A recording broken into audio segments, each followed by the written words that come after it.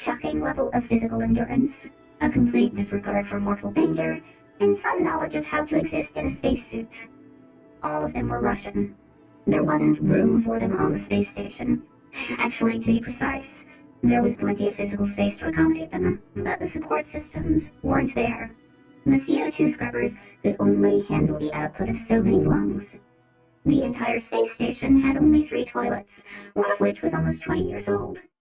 The scouts were going to live most of their time in their spacesuits.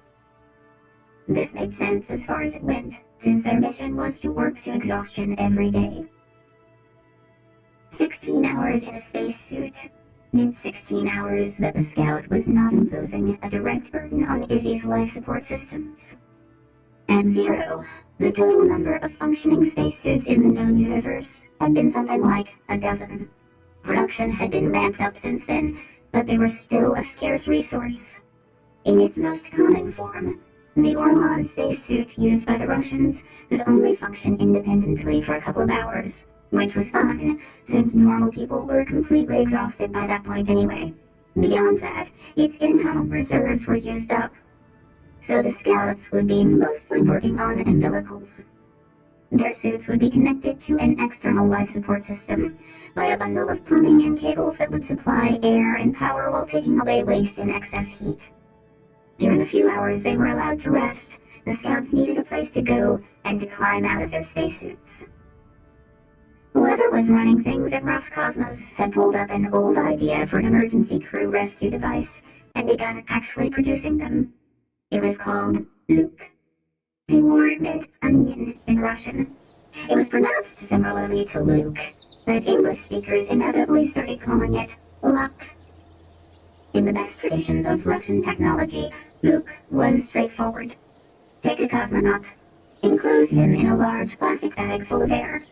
With any normal plastic bag material, the cosmonaut will suffocate or the bag will pop, because plastic bags aren't strong enough to withstand full atmospheric pressure. So, fill the bag with only as much air as it can handle, some fraction of 1 atmosphere, and then place another bag inside of it. Inflate that bag with air at slightly higher pressure. That's still not enough air to keep the cosmonaut alive, so put a third bag inside of the second bag and inflate it to a higher pressure yet. Keep repeating, like with Russian nesting dolls, until the innermost bag has enough air pressure to keep the human alive. Then put the cosmonaut inside of that one. All of those layers of translucent plastic gave it an appearance reminiscent of an onion. The scheme had many advantages. It was cheap, simple, and lightweight. Deflated, a Luke could be plated and rolled up for storage in a backpack-sized container. Of course, the oxygen inside the innermost bag would get fouled with carbon dioxide as the occupant breathed, but this could be handled as it usually was on spaceships and submarines, by passing the air over chemicals such as lithium hydroxide that would absorb the CO2. As long as a bit of oxygen was bled in to replace what was being used, the occupant would be fine. Heat produced by the occupant's body would build up in the atmosphere of the innermost bag and become stifling. A cooling system was required. Getting in and out of the Luke could be problematic. The Russians had somehow determined that just about anyone, or at least anyone capable of meeting the physical standards of the cosmonaut program, could force their body through a hole 40 centimeters in diameter. Accordingly, each Luke included a flange, a 40-centimeter ring of fiberglass with both holes spaced around its periphery. All the layers of plastic converged on it, further enhancing its onion-like appearance. This became the onion's cut-off stem. To keep the air from rushing out through that 40-centimeter hole, it was equipped with a stout diaphragm of much thicker plastic that could be put into place after the cosmonaut had climbed inside. So, the general procedure for using the Luke was to unfold the bag and find the flange, then pull it over one's head, squirm through it until the shoulders and pelvis had passed through, draw the feet up inside of it, then find the diaphragm and lock it into place, sealing oneself inside. At this point, the Luke was still a giant wrinkled mass of plastic hanging around the occupant like a sleeping bag. Once the Luke was free in the vacuum of space, it was okay to open the valve that flooded air into its many interstitial layers. whereupon it would expand to the size of a mobile home and drift around aimlessly until a rescue vehicle could get to it. On its outer hatch, the rescue vehicle would need to have an adapter with a bolt pattern made to engage with the holes on the Luke's flange. Once an airtight connection had been made between the Luke and vehicle, the hatch could be opened, the diaphragm removed, and the cosmonaut brought in from the cold. Or, given the difficulties of getting rid of excess thermal energy in space, from the heat. The Orlan suit was built around a hard upper torso, or hut, a rigid shell for containing the wearer's trunk, with connection points for the arms, legs, and helmet. The back of the hut was a door with an airtight gasket around its edge. To put the suit on, you opened that door, threaded your feet down the legs, thrust your hands along its arms and into the attached gloves, and ducked into the helmet. The door was then closed behind you. From that point on, the suit was an independent system. Roscosmos had constructed a number of vestibule modules, this being a newly invented thing that they had cobbled together from existing parts in about 2 weeks. Its purpose was to serve as a jury-rigged bridge connecting Luke to Orlan. The vestibule was barely large enough to accommodate a supine human. At one end was a flange that mated with a 40-centimeter ring on a Luke. Having slithered feet first from the Luke into the vestibule, the cosmonaut had just enough wiggle room to get his feet aimed down the legs of the Orlan suit that was attached to the other end, its door hanging open. Before doing this, however, he would seal off the Luke by manually putting its diaphragm into position and bolting it into place with a ratchet wrench.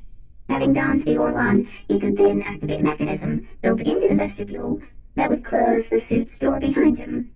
The small amount of residual air in the vestibule would hiss out into space, and the cosmonaut would be free to depart. At the end of the workday, the whole procedure was reversed. Just like a suburban commuter sleeping in a split-level home with his car parked in the garage, the cosmonaut would enjoy a few hours of rest and relaxation, floating around the confines of the Luke with his spacesuit docked at the end of the adjoining vestibule. There were a number of catches. Luke, vestibule, and suit formed a closed system. The only way to escape from that system was to successfully don the suit, get the door closed, and spacewalk to an airlock. If anything went wrong that prevented donning the suit and closing the door, rescue was impossible, or at least spectacularly improbable. A perforated Luke, probably caused by a micrometeoroid, caused a fatality on the second day of the Scout program. After that, the Luke vestibule systems were brought forward to huddle in the shelter of Amalthea. The asteroid wouldn't stop all incoming rocks, but it would stop many.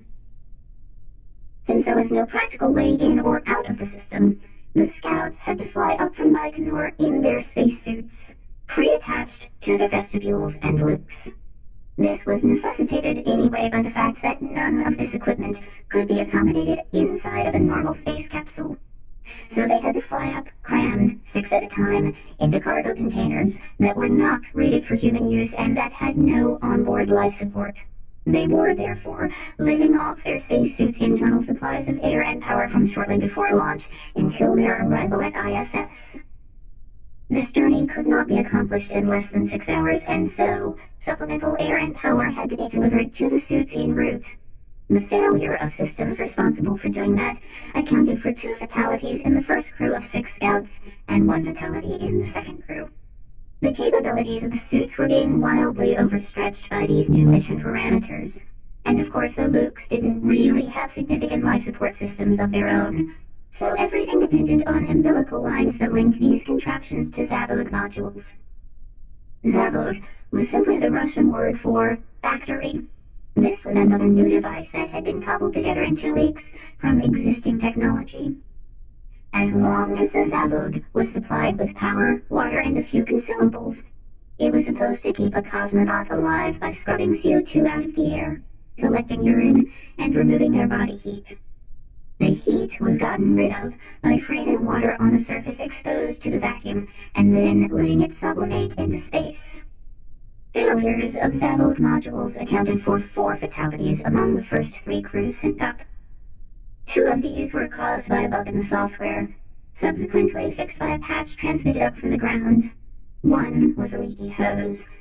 The other was never explained, But the fatality was witnessed by Izzy's crew, watching through windows and video feeds, and seemed to match the profile for hyperthermia.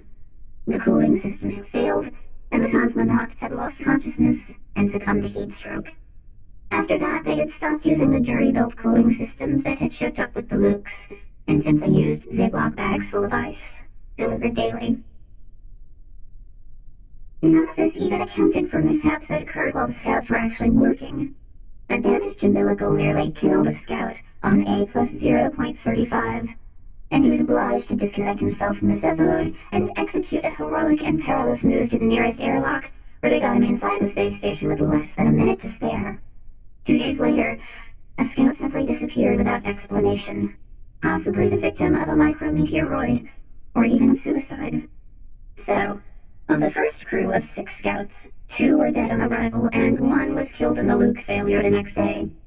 Of the second crew, 1 was dead on arrival. All 6 of the third crew made it to Izzy alive. Of the 14 total survivors, 4 died from Zevode failures, 1 disappeared, and 1 was forced to retire from being a scout and confine his activities to Izzy because of equipment failure. Ivy, being at the top of the org chart, was responsible for all strange and extraordinary decisions, the problems that no one else knew how or was willing to handle. It became her problem to decide what they were going to do with dead people. Oh, there was a procedure. NASA had a procedure for everything. They had long anticipated that an astronaut might die of a heart attack or some mishap during a mission. Since 200 pounds of rotting flesh could not be accommodated inside of the space station where people lived and worked, the general idea was to let them freeze dry in space, and then place them aboard the next Earthbound Soyuz capsule. Only the middle section of the Soyuz, the re-entry module, ever made it back to Earth. The spheroidal orbital module, perched on top of it, was jettisoned before re-entry. Eventually it burned up in the Earth's atmosphere. The customary procedure, therefore, was to pack the orbital module with trash so that it would be burned up as well. Bodies were not trash, of course, but burning them up in the atmosphere seemed as good a way as any to dispose of them, the space-age equivalent of a Viking funeral. The normal up-down cycle of launch and re-entry had, of course, been suspended. Things were supposed to go up, but not come down. Those orbital modules could be preserved and used as habitats or for storing supplies. The trash could be picked over and used again. Bags of fecal material could become fertilizer in hydroponic farms.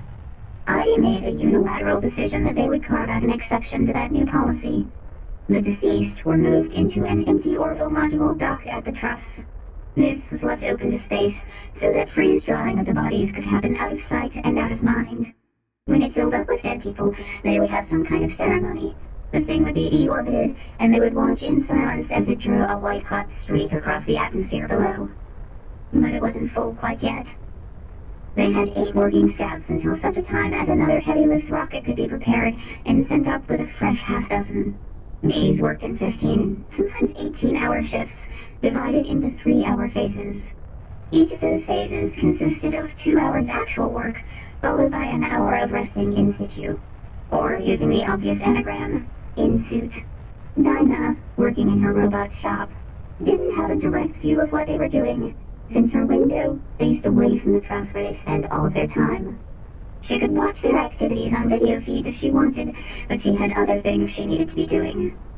After the micrometeoroid Luke incident, Dinah had scored a small victory for Robotdom by putting her flock to work getting the surviving Lukes squared away. Amalthea was attached to the forward end of Izzy, which, because of its orbital direction, was most exposed to impacts from space junk. In effect, the asteroid had been put there as a sort of battering ram, protecting everything aft of it from collisions. There was enough space on its aft side that several Lukes could nestle there, improving their odds of long-term survival as well as cutting down on cosmic ray exposure. Dinah's crew of iron mining robots had been made obsolete, at least for the time being, by her boss's pivot toward frozen water. So when not making tiny critters scurry around on slabs of contraband ice, she had made the older robots useful by getting them to drill holes and anchor some connection points. Eye bolts, basically, into Amalthea's backside, and then moor the Lukes to them using cables. This was not a hard and fast mooring system, so at first they tended to drift around and lazily bump into each other like a string of balloons. But after a day or two, they settled into a stable configuration that just happened to block Dinah's view out her window. All she could see now was plastic. She didn't mind. After seeing the risks that the scouts were taking, she didn't mind anything at all. Individual layers of the Luke were fairly transparent, but the view was gauzy because the layers were so many. She could make out the form of her neighbor's body, but not see the face. It was definitely a woman. The scouts' shifts overlapped around the clock. The woman outside Dinah's window came back in from her shift every day around what, for Dinah, was the middle of the morning. Dinah could see her clambering laboriously along the surface of Amalthea, using the mooring points, planning each move, avoiding the cables and the umbilicals. She must have been exhausted beyond words. Dinah had once done a 2-hour stint in a spacesuit and been wiped out for a day. Sometimes Dinah would send a grab or a sci-Y out to afford the woman an extra handhold when it looked like she needed one. The woman would turn her head and look at Dinah through the glass dome of her helmet and blink her eyes in what Dinah took to be an expression of gratitude. Eventually, she would reach the open portal of her vestibule and go back into it, whereupon, unseen by Dinah, the automatic mechanism would do its thing, locking her suit into its socket, equalizing the pressure, opening the door, and enabling her to extract her head, arms, and body. Finding the ratchet wrench floating at the end of its chain of plastic zip ties, the woman would reach above her head and remove the 24 bolts securing the Luke diaphragm onto its flange, carefully rethreading each bolt into its hole so that it wouldn't drift around loose. And then she would finally pull herself through the 40-centimeter porthole into the comparatively spacious environment of the Luke. Along the way, she would collect her mail, which was deposited in each vestibule during the occupant's shift. This consisted of food, drink, toiletries, a bag of ice that would turn into water, providing a simple temperature control scheme, bags for disposal of feces, and, in her case, tampons. Because of the roundabout and improvised manner in which things were working now, Dinah did not have a way to communicate with this woman directly, or even to learn her name. This seemed ridiculous, but it was the same general phenomenon that had made it impossible for the firemen to talk to the police officers on 9/11. The scouts were just using different radios with different frequencies, and Dinah didn't have one. By checking biographies on the NASA website and by the process of elimination, she determined that this was Tekla Alexeyevna Ilyushina. She was a test pilot. She had competed in the most recent Olympics as a heptathlete and taken a bronze medal.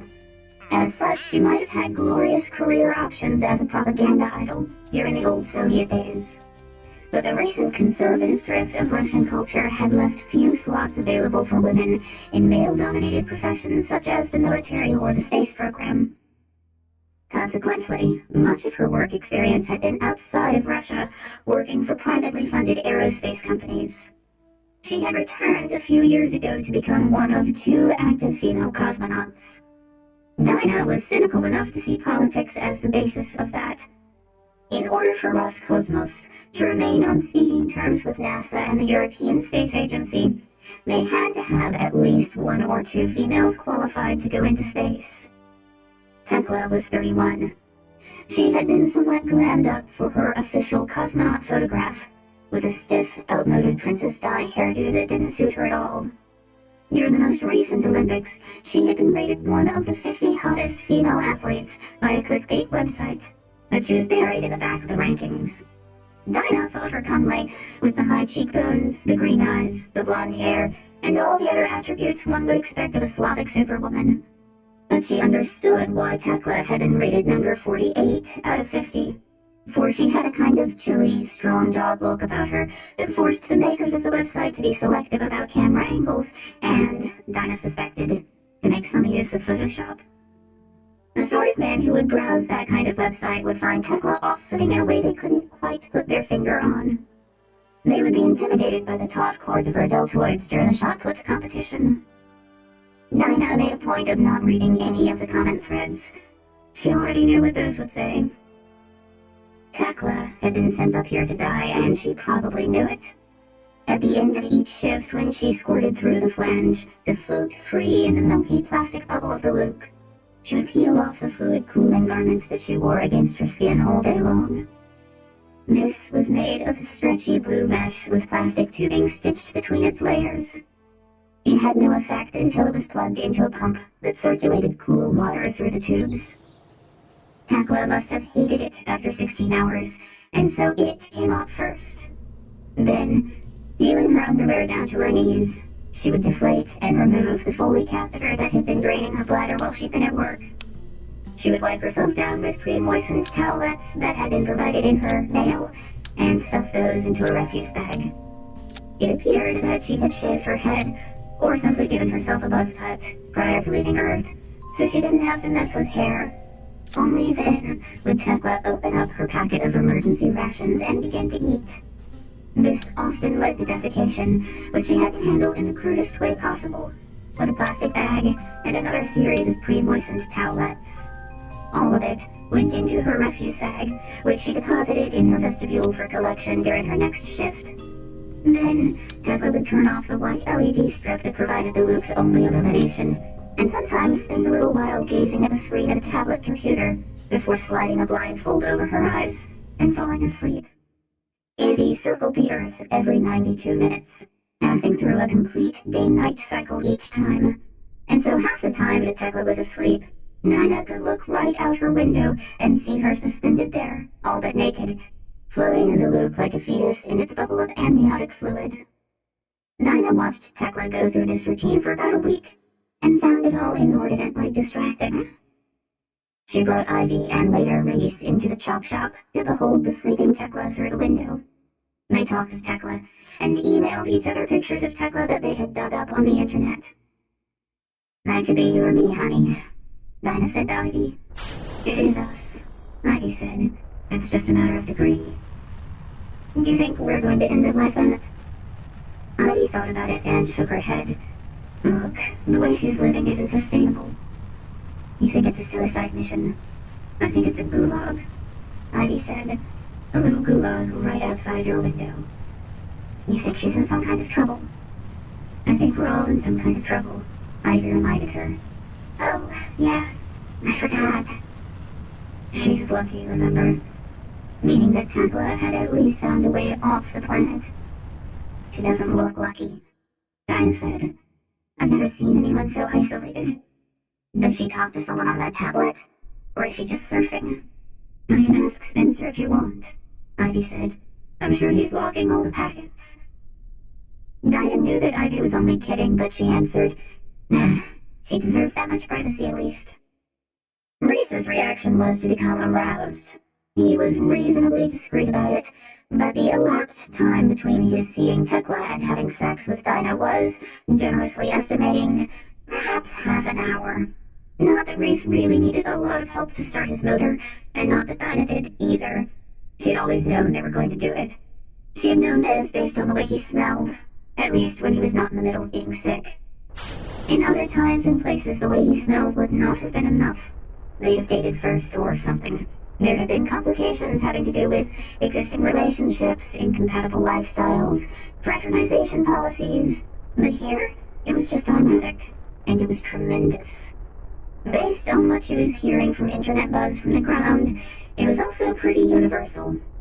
The human race might be about to disappear, but not before putting on a 2-year frenzy of recreational sex.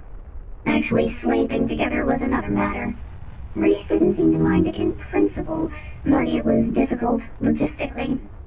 Astronauts generally slept in bags that kept them from floating about at random while they were unconscious. The bags were designed for one person. NASA hadn't gotten around to manufacturing 2-person bags yet, so if they felt drowsy afterward, they would improvise, swaddling themselves together with whatever they could cobble up. But it never lasted more than a few minutes. Then he would go back to his duties, and if she felt like a nap, she would climb into a bag that she kept in her shop, sometimes peeking out the window, guiltily, at poor Tekla. One day, after Tekla had left for work, Dinah took one of the chocolate bars she had brought up from Earth, wrote her email address on the wrapper, and handed it off to a grab, which she then put out the airlock. She piloted the grab across Amalthea's surface to the mooring point where Tekla's vestibule was cabled in place. They made it climb along the cable, which was easy, it had an algorithm for that, and clamber into the vestibule, where it took up position and waited, holding the chocolate bar out in a free claw. When Tekla came back at the end of her shift, Dinah got the satisfaction of watching her unwrap the bar and eat the chocolate. She held up one hand and sort of waved through the plastic. Dinah couldn't resolve her facial expression.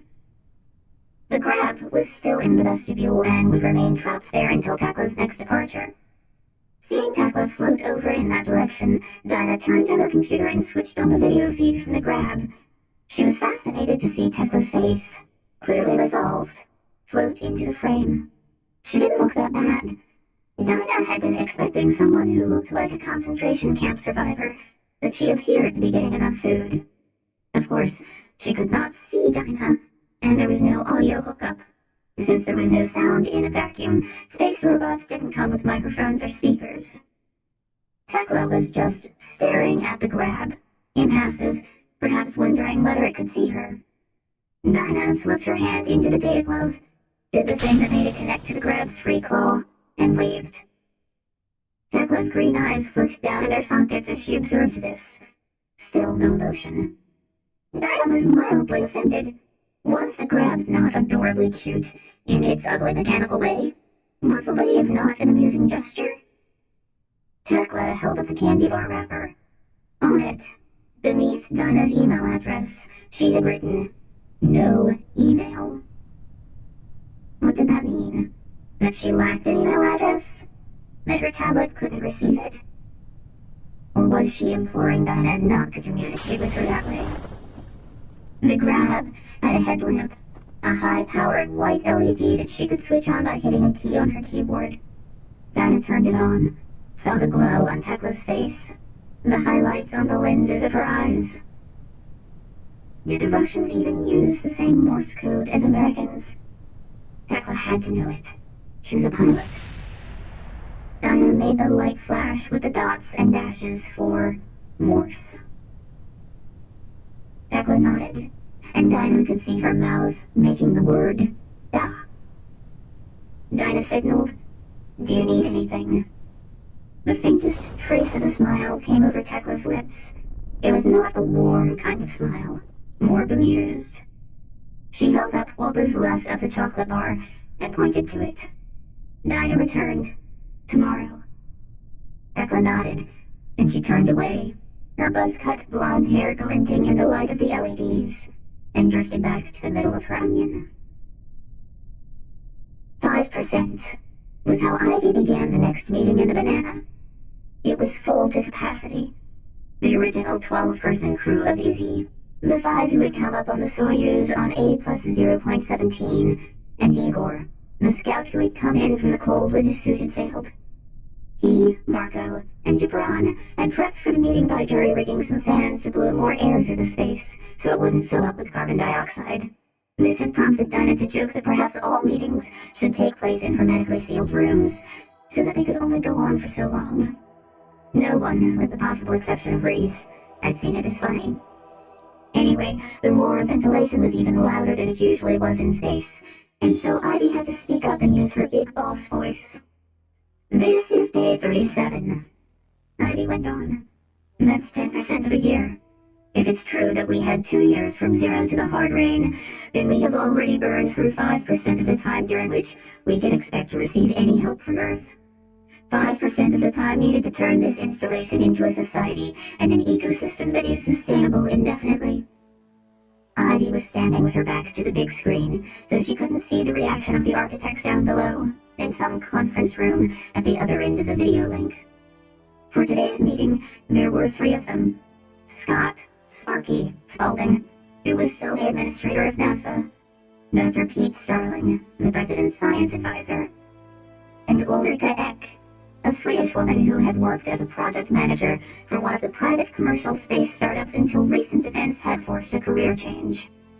She was now coordinating the activities of several different space agencies and private companies as they worked on the Cloud Ark. Apparently, she had become the architect-in-chief. apparently being the key word, since every time Dinah had any contact with the ground, she was reminded of how little she understood of what was happening there. On one level, she was one of the luckiest people in the human race. She was going to get to stay alive.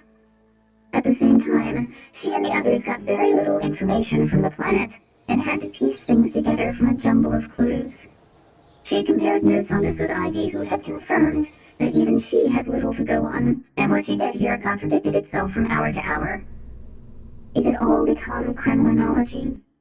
Back in the heyday of the Soviet Union, the only way for Westerners to guess what was going on there was to look at the lineup of dignitaries on Lenin's tomb in the May Day parade, and riddle it out from seating chart and who shook hands with whom. Now Dinah was doing the same thing with these three faces on the screen. Sparky was no use. He'd spent so much time in space that he had developed a kind of thousand-light-year stare. He was famous for being oblivious to the political side of things. His opposite in that respect was Pete Starling. Pete's job was to mutter scientific explanations into the president's ear. He'd been doing rather a lot of it in the last 37 days. He had a background running big science programs at universities, climbing the ladder from Mankato State to Georgia Tech to Columbia to Harvard in a mere 10 years. Why was he sitting in on this meeting? There was little he could contribute. He must be here as the eyes and ears of JBF. But why should JBF care? No decisions were going to be made here. It was just a status report, a check-in. As soon as Ivy finished her sentence, the corners of Pete's mouth turned down. He looked at Ulrika Eck, a somewhat matronly woman in her late 40s, extremely good at her job, according to Reese. On the high-def video feed, Dinah saw the slightest deflection of her eyes, noticing the turn of Pete Starling's head, but not exactly acknowledging it. Ulrika clearly didn't like him, but there was a reason she was a well-regarded project manager. Ivy, she said, just for clarity, when we speak of this installation, we're using the term in an elastic sense of necessity. Ivy turned to look at the screen. Installation probably isn't the right word, she admitted, since it's not installed anywhere. Pete Starling spoke up. I believe that where Ulrika is going is that the cloud arc is a fluid concept that may paradigm shift beyond recognition as we proceed adaptively through the next 95% of the timeline. Ivy's brow furrowed. Something was going on. Some kind of political tussle down on the ground. It was important to people like Pete. This is not efficient use of time, Fyodor said. I am working to extend trust to receive pioneers. Fyodor's English was excellent, but when he was annoyed, as he was now, he dropped his articles. I have 8 suits outside, 5 inside, for a lucky number of 13. It had become common to use a form of synecdoche, in which suit denoted a person qualified to perform extravehicular activities who is equipped with a spacesuit that still works. Pioneers arrive in 2 weeks. This is still true. Then I need more scouts yesterday as sailing goals. When Fyodor had come up to Izzy 6 months ago, it had been understood as a valedictory mission before getting shunted to an administrator's job at Roscosmos. Not that he hadn't taken his duties seriously, but he always seemed to be taking the long view, perceiving Izzy through the eyes of a future bureaucrat who would need to make it run smoothly until his retirement. That had all changed on Zero, of course. It had changed even more with the Russian invasion. No new rank or title had been bestowed on Fyodor. None was needed. All the Russians just accepted him, implicitly, and without question, as their leader. And his manner had changed accordingly. He was scrupulously respectful of Ivy's authority. But there was no question that he was the boss of all things suit-related, and the authority had seemed to make him physically larger and more imposing. His creased face tougher, his voice firmer. Sparky answered him. Fyodor, that fuel pump has been fixed.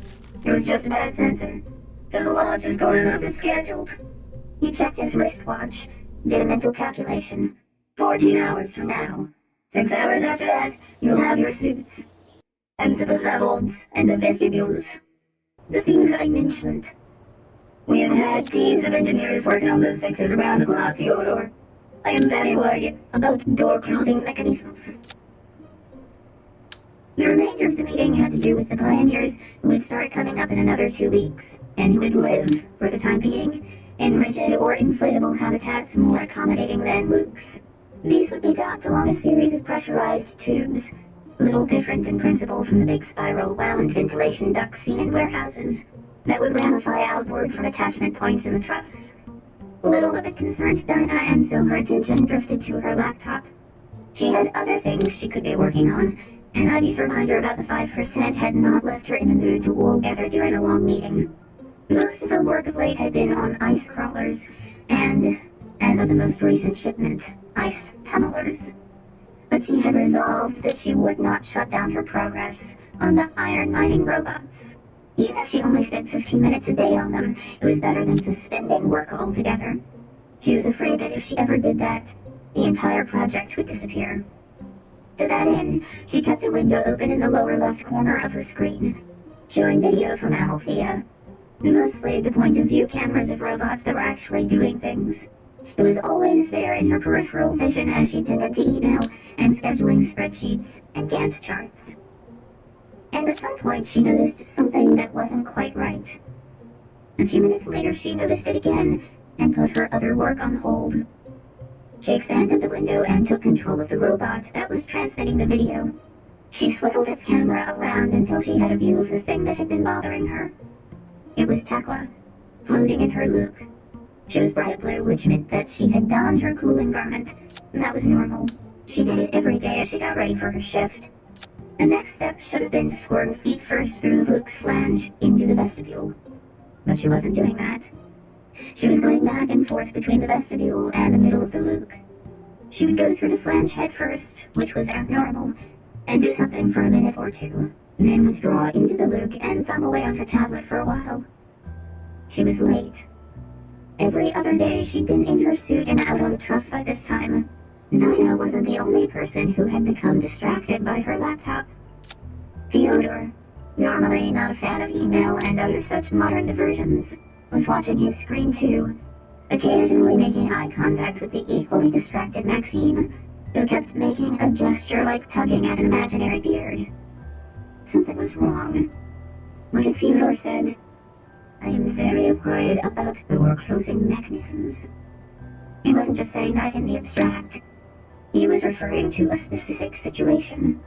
He was talking about Tekla. Tekla could clamber from her Luke, through the vestibule and into her suit, but she couldn't close the door behind her back. She needed the mechanism for that. If it didn't work, then she couldn't seal the suit, and if the suit wasn't sealed, she was trapped inside her OVL, as they had taken to calling the combination of the Orlon suit with the vestibule and the Luke. It was not exactly an emergency, but it was bad. In order to get mail, she had to detach her suit from the vestibule, leaving it open for the delivery to be made in her absence. Mail included food, water, ice, and fresh CO2 scrubber canisters. Dinah didn't know how long Tekla could survive without mail, but she doubted it was more than a day. The heat would get her first. They had to figure out some way to get Tekla inside Izzy, and since the OVL was jury-rigged, it didn't have a docking port like a normal spacecraft. There was no hatch, no way of mating to an airlock. She studied Theodore's face through the rest of the meeting, which went on for another half hour, and began to understand something. He was getting ready to sacrifice Tekla. Ready in the sense of emotionally hardening himself to that reality. Dinah understood no email now. It was simply part of being a scout that you would probably not survive. And if you knew you were going to be sacrificed, it wouldn't help matters to be spamming the scout email list with pleas for help and goodbye messages. Tekla could communicate with Fyodor, and Fyodor only, and that was for a reason. It was a reason that the defenders of Leningrad, Stalingrad, and Moscow would have understood and accepted perfectly well. But it was a little bit out of step with the modern ethos. Correction. With the modern ethos as it had existed during the age of the One Moon. It was perfectly in step with how things were now. Marifer wanted to go and plead with Fyodor to mount a dramatic and heroic rescue mission. There had to be a way to make it happen. They had all seen Apollo 13. They quoted lines of dialogue from it all the time. But she already knew the answer. The pioneers would begin arriving, shiploads of them, in 2 weeks. All of them would die on arrival if the correct preparations had not been made. No time could be spared. More scouts were on the way to replace Tekla. And for once, she was glad that the meeting ran long, that Sparky didn't stick to the agenda, and that Pete Starling exploited it to fill time with more buzzwords. Because an idea was slowly taking shape in her head. She would have to run it by Ivy and Reese, and perhaps Marco. She would want to have Margie Coughlin, the closest thing they had to a doctor, standing by, but she could do it with no help at all from Fyodor or any of the other suits. Fyodor was typing something with his index fingers. She locked her eyes on his face and kept them there until he was finished. He seemed to have detected her gaze on him, because he then looked up and stared straight into her eyes, maintaining a perfect poker face. She stared back. Awareness crept into Fyodor's expression. Awareness that Dinah knew about the problem. Fyodor knew the layout of Izzy better than anyone. He knew where Dinah spent her time, and that Dinah only had to look out her window to see what was going on. She could see him putting this all together in his head. He was expecting her to make some emotional appeal, so it was important for her to stay cool. As soon as she turned on the waterworks, she would lose his respect and his attention. Forever. Fyodor, she said, I got this. He blinked in surprise, then, after some hesitation, made the tiniest of nods. Got what? Pete Starling asked over the video link. Am I missing something? No, Dinah said. We are just proceeding adaptively to leverage our core competencies. Based on stats from the 50 Hottest Olympians website, Ivy was a fairly close match for Tekla physically. Tekla was huskier, but Ivy was an inch taller. So the first thing they did was to stuff Ivy into the small airlock that Dinah used for her robots. With her head tucked and her knees drawn up to her chest, she fit into it with room to spare. Dinah took a picture, then appended it to an email message with detailed instructions. Spencer Grindstaff, who as a young CIA contractor, had cut his teeth hacking into email systems operated by foreign governments, figured out a way to send email to Tekla's tablet by wrapping it in an envelope that made it look like it came from Fyodor. Dinah watched Tekla read that email. She looked up from the tablet toward the window, then turned her gaze toward the airlock. Until then, Dinah had worried that Tekla might be losing consciousness, since she hadn't moved in several hours. She guessed that Tekla was trying to conserve oxygen and reduce thermogenesis by moving as little as possible. Dinah then tied a high-powered LED light to the inner hatch of the airlock, then closed it. She opened the valve that dumped its air into space, allowing it to fill up with vacuum, and then actuated the lever, a simple mechanical linkage, that flipped the outer hatch open. She could see the white glow of the LED reflecting against the plastic of Tekla's Luke bubble a few meters away, and she saw Tekla's head turn as the light got her attention. Several robots had to act in concert to move Tekla's Luke bubble around until it was pressed against the airlock. This was a somewhat maddening process, like trying to grab and inflate a balloon with a pair of needle-nosed pliers. Dinah had been trying to do it with Sidewinders, of which she now had a dozen in operation. A Sidewide could join head to tail with another Sidewide to double its length, and the process could be repeated indefinitely to construct a sort of smart, instrumented tentacle. By planting the tail of one Sidewide against Amalthea, and bolstering the connection by holding it down with a couple of anchored grabs, she was able to make another Sidewide slither up to the first and connect to its head, which was projecting up into space. A third Sidewide climbed up the first two and concatenated itself, and so on, and so forth, building a stalk that reached up from the surface of the asteroid and began to curve around the bubble in which Tekla was imprisoned. So far so good, but the longer the chain grew, the worse it behaved. The Sidewides were constructed like caterpillars, consisting of many identical segments connected by flexible joints. The joints were motorized, and the motors were supposed to follow commands embedded in Dinah's code, and was all supposed to work in a predictable way.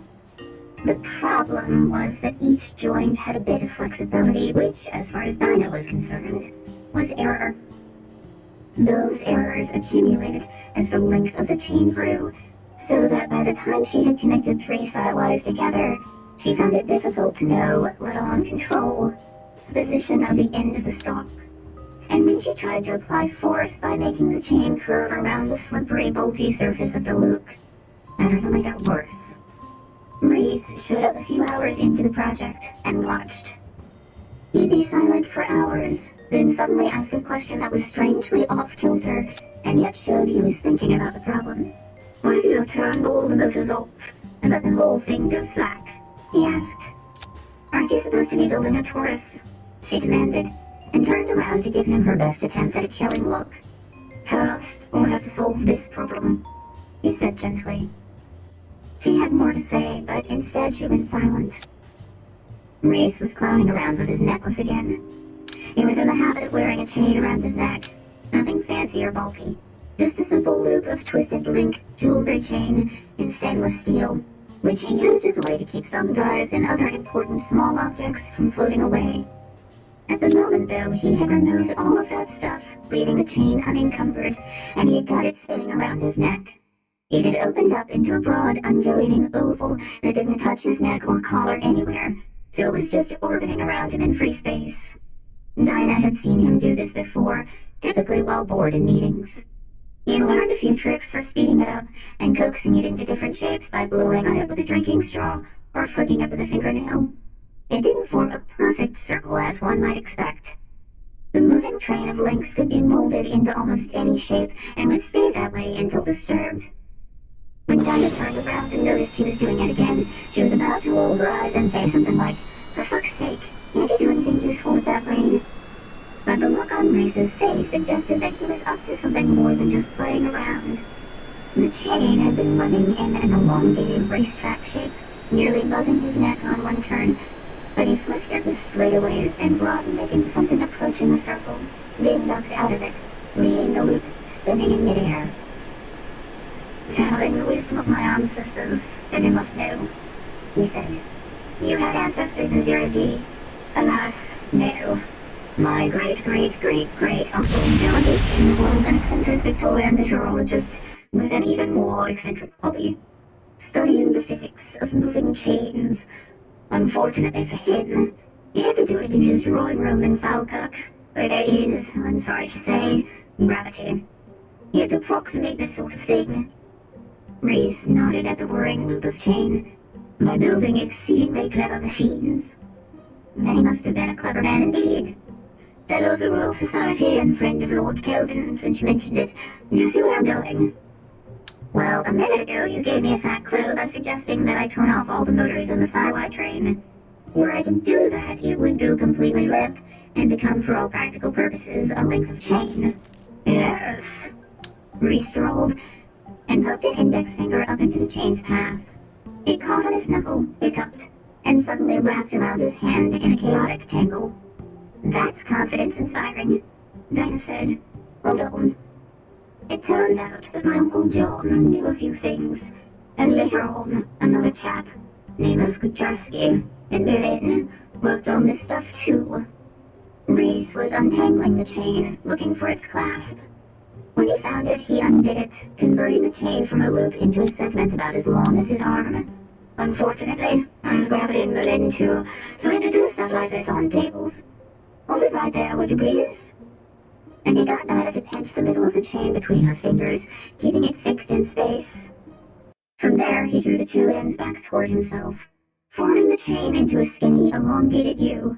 "You can let go now, gently." Dinah released the chain and allowed herself to float back from it. Since Reese had taken on something of the air of a magician in performance, he let go of one of the ends, and the other grasped between his thumb and index finger. "What happens if I pull?" he asked. "Any predictions?" "The whole thing will move back towards you, I guess." "Let's try it. Hold your finger up, just there." Dinah pointed up and allowed Reese to reach out his free hand and grasp her gently by the wrist, arranging her hand so that the finger was several inches away from the vertex of the U-shaped bend in the chain. "Here goes nothing," he said, and began to pull the chain toward him, away from Dinah. Contrary to what she'd expected, the bend started to propagate away from Reese and toward Dinah, until finally the free end hurtled around like a whip cracking and made several quick turns around her finger, snaring her. "Gotcha," he said, and began pulling her toward him. "Just like a bullwhip," she observed, unwinding the chain from her finger too late to avoid being drawn into close, cozy contact with Reese. "It is exactly the same physics," he confirmed. "Gutarski called that thing a traveling U-shaped bend. A Knickstelle. It means something like kink place. Chains, whips, and now kinks. I'm learning so much about your Victorian ancestors, Reese." "You probably thought this was an air diversion," he said. "Oh no, I see your point. Rather than trying to control the Psi-Y chain like a tentacle, all clenching muscles, let it relax and whip around the loop like a smart chain." This little digression into 19th century physics turned out to be one of those one step back, 5 steps forward sort of trains. It was the work of a few minutes to concatenate 4 more Psi-Ys onto the existing chain, then turn off all the motors except a few that she used to fashion a U-shaped bend. Applying tension to one end of it caused the Knickstelle to propagate, just as in Reese's demonstration, so that the end of the chain whipped lazily around the entire circumference of the loop. Several attempts were required before the grappler at the end of the chain was able to snag a handhold on the far side, but then the loop was securely captured in the chain's embrace. Grabs could scuttle along it, carrying the ends of cables anchored to other parts of Amalthea, or Izzy, and thus the loop was gradually ensnared in a loose web of hardware that Dinah used to draw it away from the position where it had been anchored, and pull it up snug against the module containing Dinah's shop. As it came closer, the vague nimbus of white light thrown against the loop by the LED in the airlock narrowed and sharpened, and was finally all but snuffed out as the big balloon enveloped the protruding stub of the airlock chamber. The airlock was now poking into the nested layers of the loop like a finger prodding a balloon. Even after the success of the whip-cracking gambit, this took most of the day. Reese drifted off, as was his habit, though the Mongolian cosmonaut slipped into Dinah's shop, observed silently for a couple of hours, and then began finding ways to make herself useful. She learned how to use the data glove and the mouse and keyboard interface just by watching Dinah, and by the end of the day was piloting grabs around and manipulating Psi-Ys like an old hand. Margie Coughlin showed up to watch the final preparations. She was an Australian physiologist who had been sent up to Izzy a few months ago to study the effects of spaceflight on human health. Dinah had always found her a little brusque, but maybe that was just an Australian thing. She brought with her a box of medical supplies and surgical equipment. All the astronauts on the ISS had medical training. Dinah and Ivy had done their time working in Houston emergency rooms, stitching up trauma victims and setting bones. But Margie was the best. "Not exactly what you signed on for," Dinah said. "None of this is getting what we signed on for," Margie observed. "With the possible exception of Tekla," said another voice, Ivy's. She was not in Dinah's shop. That was now full with Dinah, Bo, and Margie, but she was in the adjacent scrum. "Ivy, you ready to set another record?" Dinah asked. "Ready to try," Ivy said. This was cue code for the number of women on the space station at one time. The old record had been 4, set in 2010. They had tied it months ago when Margie and Lena had come up to Izzy, joining Ivy and Dinah. They had broken it when Bo had turned up in the Soyuz launch 3 weeks ago. Tekla would make 6, if they could only get her through the airlock. Or the number might drop back if this went wrong. "Bo, thanks for helping. You should probably go out with Ivy." "Good luck," Bo said, and pushed off from the inner hatch of the airlock, drifted across Dinah's shop and out through the hatch into the scrum, where Ivy hovered waiting. "Everything sealed up behind you?" Dinah asked, more out of nervousness than anything else. It was out of the question that Ivy would get that wrong. Since the breakup of the moon, they'd intensified their precautions anyway, keeping the various modules of Izzy separated by airtight hatches whenever possible, so that the perforation of one module by a bolide wouldn't lead to the destruction of the whole complex. Ivy didn't answer. You know what to do with that hatch if this all goes sideways. Dinah went on. You talk a lot when you're nervous. Ivy said. I concur. Archie said. Are we going to do this or not? A woman might be asphyxiating out there. Okay. Giving her the signal now, Dinah said. In the space program that she had dreamed of when she'd been a little girl with a Snoopy the astronaut poster on the ceiling of her shack in the hinterlands of South Africa, or watching live feeds from the space station on satellite TV in Western Australia. The signal would have been a terse utterance into a microphone, or a message struck out on a keyboard. But what she actually did was drift over to her little window and peer through 14 layers of milky translucent plastic at Tekla, almost close enough to reach out and touch, and give a thumbs up. Tekla nodded and held up a small object next to her head. It was a folding knife with a belt clip and a lanyard, which she had prudently wrapped around her wrist. Using one thumb, she snapped its serrated blade open. Dinah nodded. Tekla nodded back, then drifted out of view, headed toward the airlock. Here she comes, Dinah said. She had already sized Margie up as a woman of some physical strength. She was stocky, but in a powerful rather than a flabby way. Dinah got a grip on the mechanical linkage that would swing the outer hatch of the airlock closed. Brace me, she said. She was worried about all that plastic. Shreds of it were certain to get caught in the hatch's delicate seal. The principle was simple enough. She'd run through it in her head 100 times. If Tekla cut a slit, a few inches long, through the innermost layer of the luke, air would rush out into the space between it and the next layer, which was at a lower pressure. If Tekla put her head and shoulder into that slit, she'd become like a cork in a champagne bottle, and the pressure would try to force her out. If she then cut a slit to the next layer and the next and the next, a wave of pressure would build up behind her and spit her out like a watermelon seed.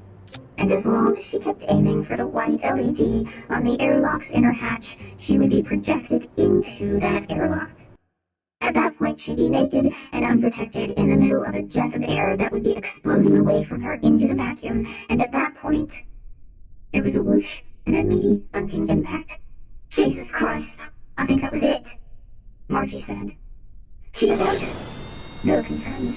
Bo, out in the next compartment, had a tablet on which she was watching a video feed from a nearby grab. I mean, she is in the airlock. Dinah hauled on the handle, swinging the outer hatch closed. Her body, in accordance with Newton's third law, moved in the opposite direction, stealing her force. But Margie's arms caught her in a bear hug and pushed back. Margie had found a way to brace herself. Bo gasped. You're smashing her foot! Oh shit! Her foot is sticking out! Dinah, Ivy said. You have to open the hatch a little, her foot's caught. Dinah relaxed her arms. What if Tekla was unconscious? What if she was unable to draw herself up into the fetal position they'd shown her in that photograph? The change in Bo's and Ivy's tone told her otherwise. She did! Ivy exclaimed, Close the hatch! Close it! Bo was shouting. Dinah swung the handle all the way around and snapped it into its locked position. It didn't feel quite right, but at least it was closed. Meanwhile, Margie was actuating the valve that let air into the airlock. This was supposed to be a gradual process, but she just let it go explosively, with a sudden movement of the air that tugged at their diaphragms and popped their ears. Blood is coming out, Bo said dully, leaking out of the hatch. Fuck, Dinah said, because that meant two bad things at once. The outer hatch wasn't really closed, and Tekla was hurt. Let's get it open, Margie said. In the end, it took all four of them, Dinah, Margie, Bo, and Ivy, all crammed into the space with their fingers under the rim of the hatch, pushing against the wall with all the strength in their legs and their backs to break the seal. Whereupon, air whooshed out of the compartment and the hatch flew open, like when you finally break the seal on a vacuum-packed jar and the lid flies off. Tekla was in there, drawn up into the prescribed fetal position, a solid mass of red. They all stared at her, speechless for a moment. Her head moved. She turned her face up toward them, revealing a huge red smear where an eye ought to have been. The only thing that kept Dinah from screaming like a little girl was the gorge rising up into her throat. Bo drew in a long breath and began muttering something. Tekla's hands unfolded and gripped the rim of the chamber.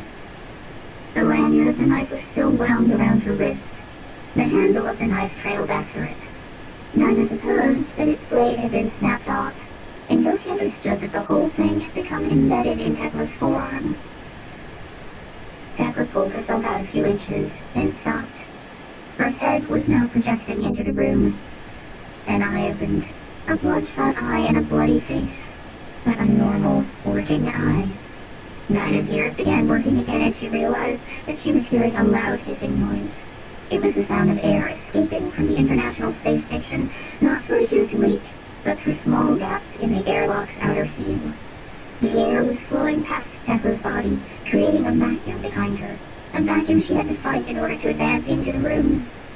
She felt embarrassed then, in the manner of a hostess who forgets to properly welcome a guest, and she reached down and grabbed one of Tekla's hands. Margie got the other, and with a final sucking, squelching noise, they dragged Tekla's blood-lubricated form out of the airlock chamber and into the space station. Dinah half-closed the inner hatch of the airlock. The Big Hoover, as old-school astronauts referred to the vacuum of space, took care of the rest, and slammed it closed with frightening violence. They'd lost a measurable percentage of the atmosphere in this module. Not enough to cause oxygen deprivation, but more than enough to set off alarms all over Izzy, and all the way down to Houston. Margie got to work on Tekla's arm, which was bleeding quite a lot, while Ivy and Bo, now blue-gloved, cleaned off her face with towelettes. The picture was getting clearer. The basic idea had worked. Tekla's knife work had been true and well-aimed, and perhaps more effective than was really good for her. She had been spat out of the Luke's outermost layer, and into the airlock chamber with great force, slamming her face into a metal fitting along the way, and opening up big lacerations above and below the eye. These had bled profusely. In the same moment, the blade of her knife had caught on something, and turned back on her and been jammed into her forearm. She had lain dazed for a moment, one leg hanging out the open hatch, as Dinah had tried to close it on her, then had come to and drawn herself up as planned. For a few moments during all of this, she had been exposed to vacuum, which hadn't done her bleeding wounds any favors. But air had rushed into the lock and equalized the pressure before irreparable damage could be inflicted. As Dinah had worried, scraps of plastic had gotten caught in the outer hatch's gasket, accounting for those hissing air leaks. But most of them drifted off into space when she swung the hatch back open again, and the remaining bits, stuck to the gasket by Tekla's freeze-dried blood, she was able to pick clean using a programmed swarm of gnats. She ended up leaving that project as an exercise for Bo, who was climbing the robot learning curve with remarkable speed. She drifted down the length of Izzy to the hub and thence out to the Taurus, where Margie, getting advice from trauma surgeons down in Houston, was working on Tekla's arm. This was a lot easier in the weak gravity of the Taurus. No globules of blood floating around. Lena Ferreira and June Iweda, both also life scientists, were filling in as assistants. Ivy was in her office fielding a shitstorm of angry reaction from people down in Houston. They were doing the surgery under local anesthesia, so Tekla was awake. They cleaned her up and closed the lacerations around her eye socket with butterfly bandages and crazy glue. The silvery blonde stubble that covered her scalp was still darkened with coagulated blood along that side. The whites of her eyes were red, and she had thousands of tiny red marks all over her face. Dinah had been warned to expect those. They were called petechiae. Broken capillaries just under the skin caused by exposure to vacuum. But from the way her eyes moved in their sockets and focused on things, Dinah could see that her vision was basically intact. "That was uncalled for," Tekla said to her. "True," Dinah said. "I shall be in trouble." "So are we," Dinah said, nodding in the direction of Ivy's office. "We're all in trouble, with a bunch of dead people." Tekla reacted very little, but among Margie and Lena and June, there was a collective intake of breath, and a momentary halt in the proceedings. "Margie," said a Texan voice from the ground, "this dead surgeon would like you to clamp off that arteriole before it starts bleeding again." "Those of us who are going to live," Dinah said, "have to start living by our own lights." pioneers, and prospectors. The Iceman cometh. Ah, Reese sighed. I was wondering which of us would be first to go there. He pulled out, drifted away, and did a peel and knot on the condom so expertly that it created dark stirrings of jealousy in Dinah's heart. But at least he didn't let anything get loose in Dinah's shop. This may have been your last delivery, Dinah said. Of ice, that is. We've got your freezer. Coming up on tomorrow's lunch from Kuru. Any chance of getting a scent of a martini shaker with it? We use plastic bags for that.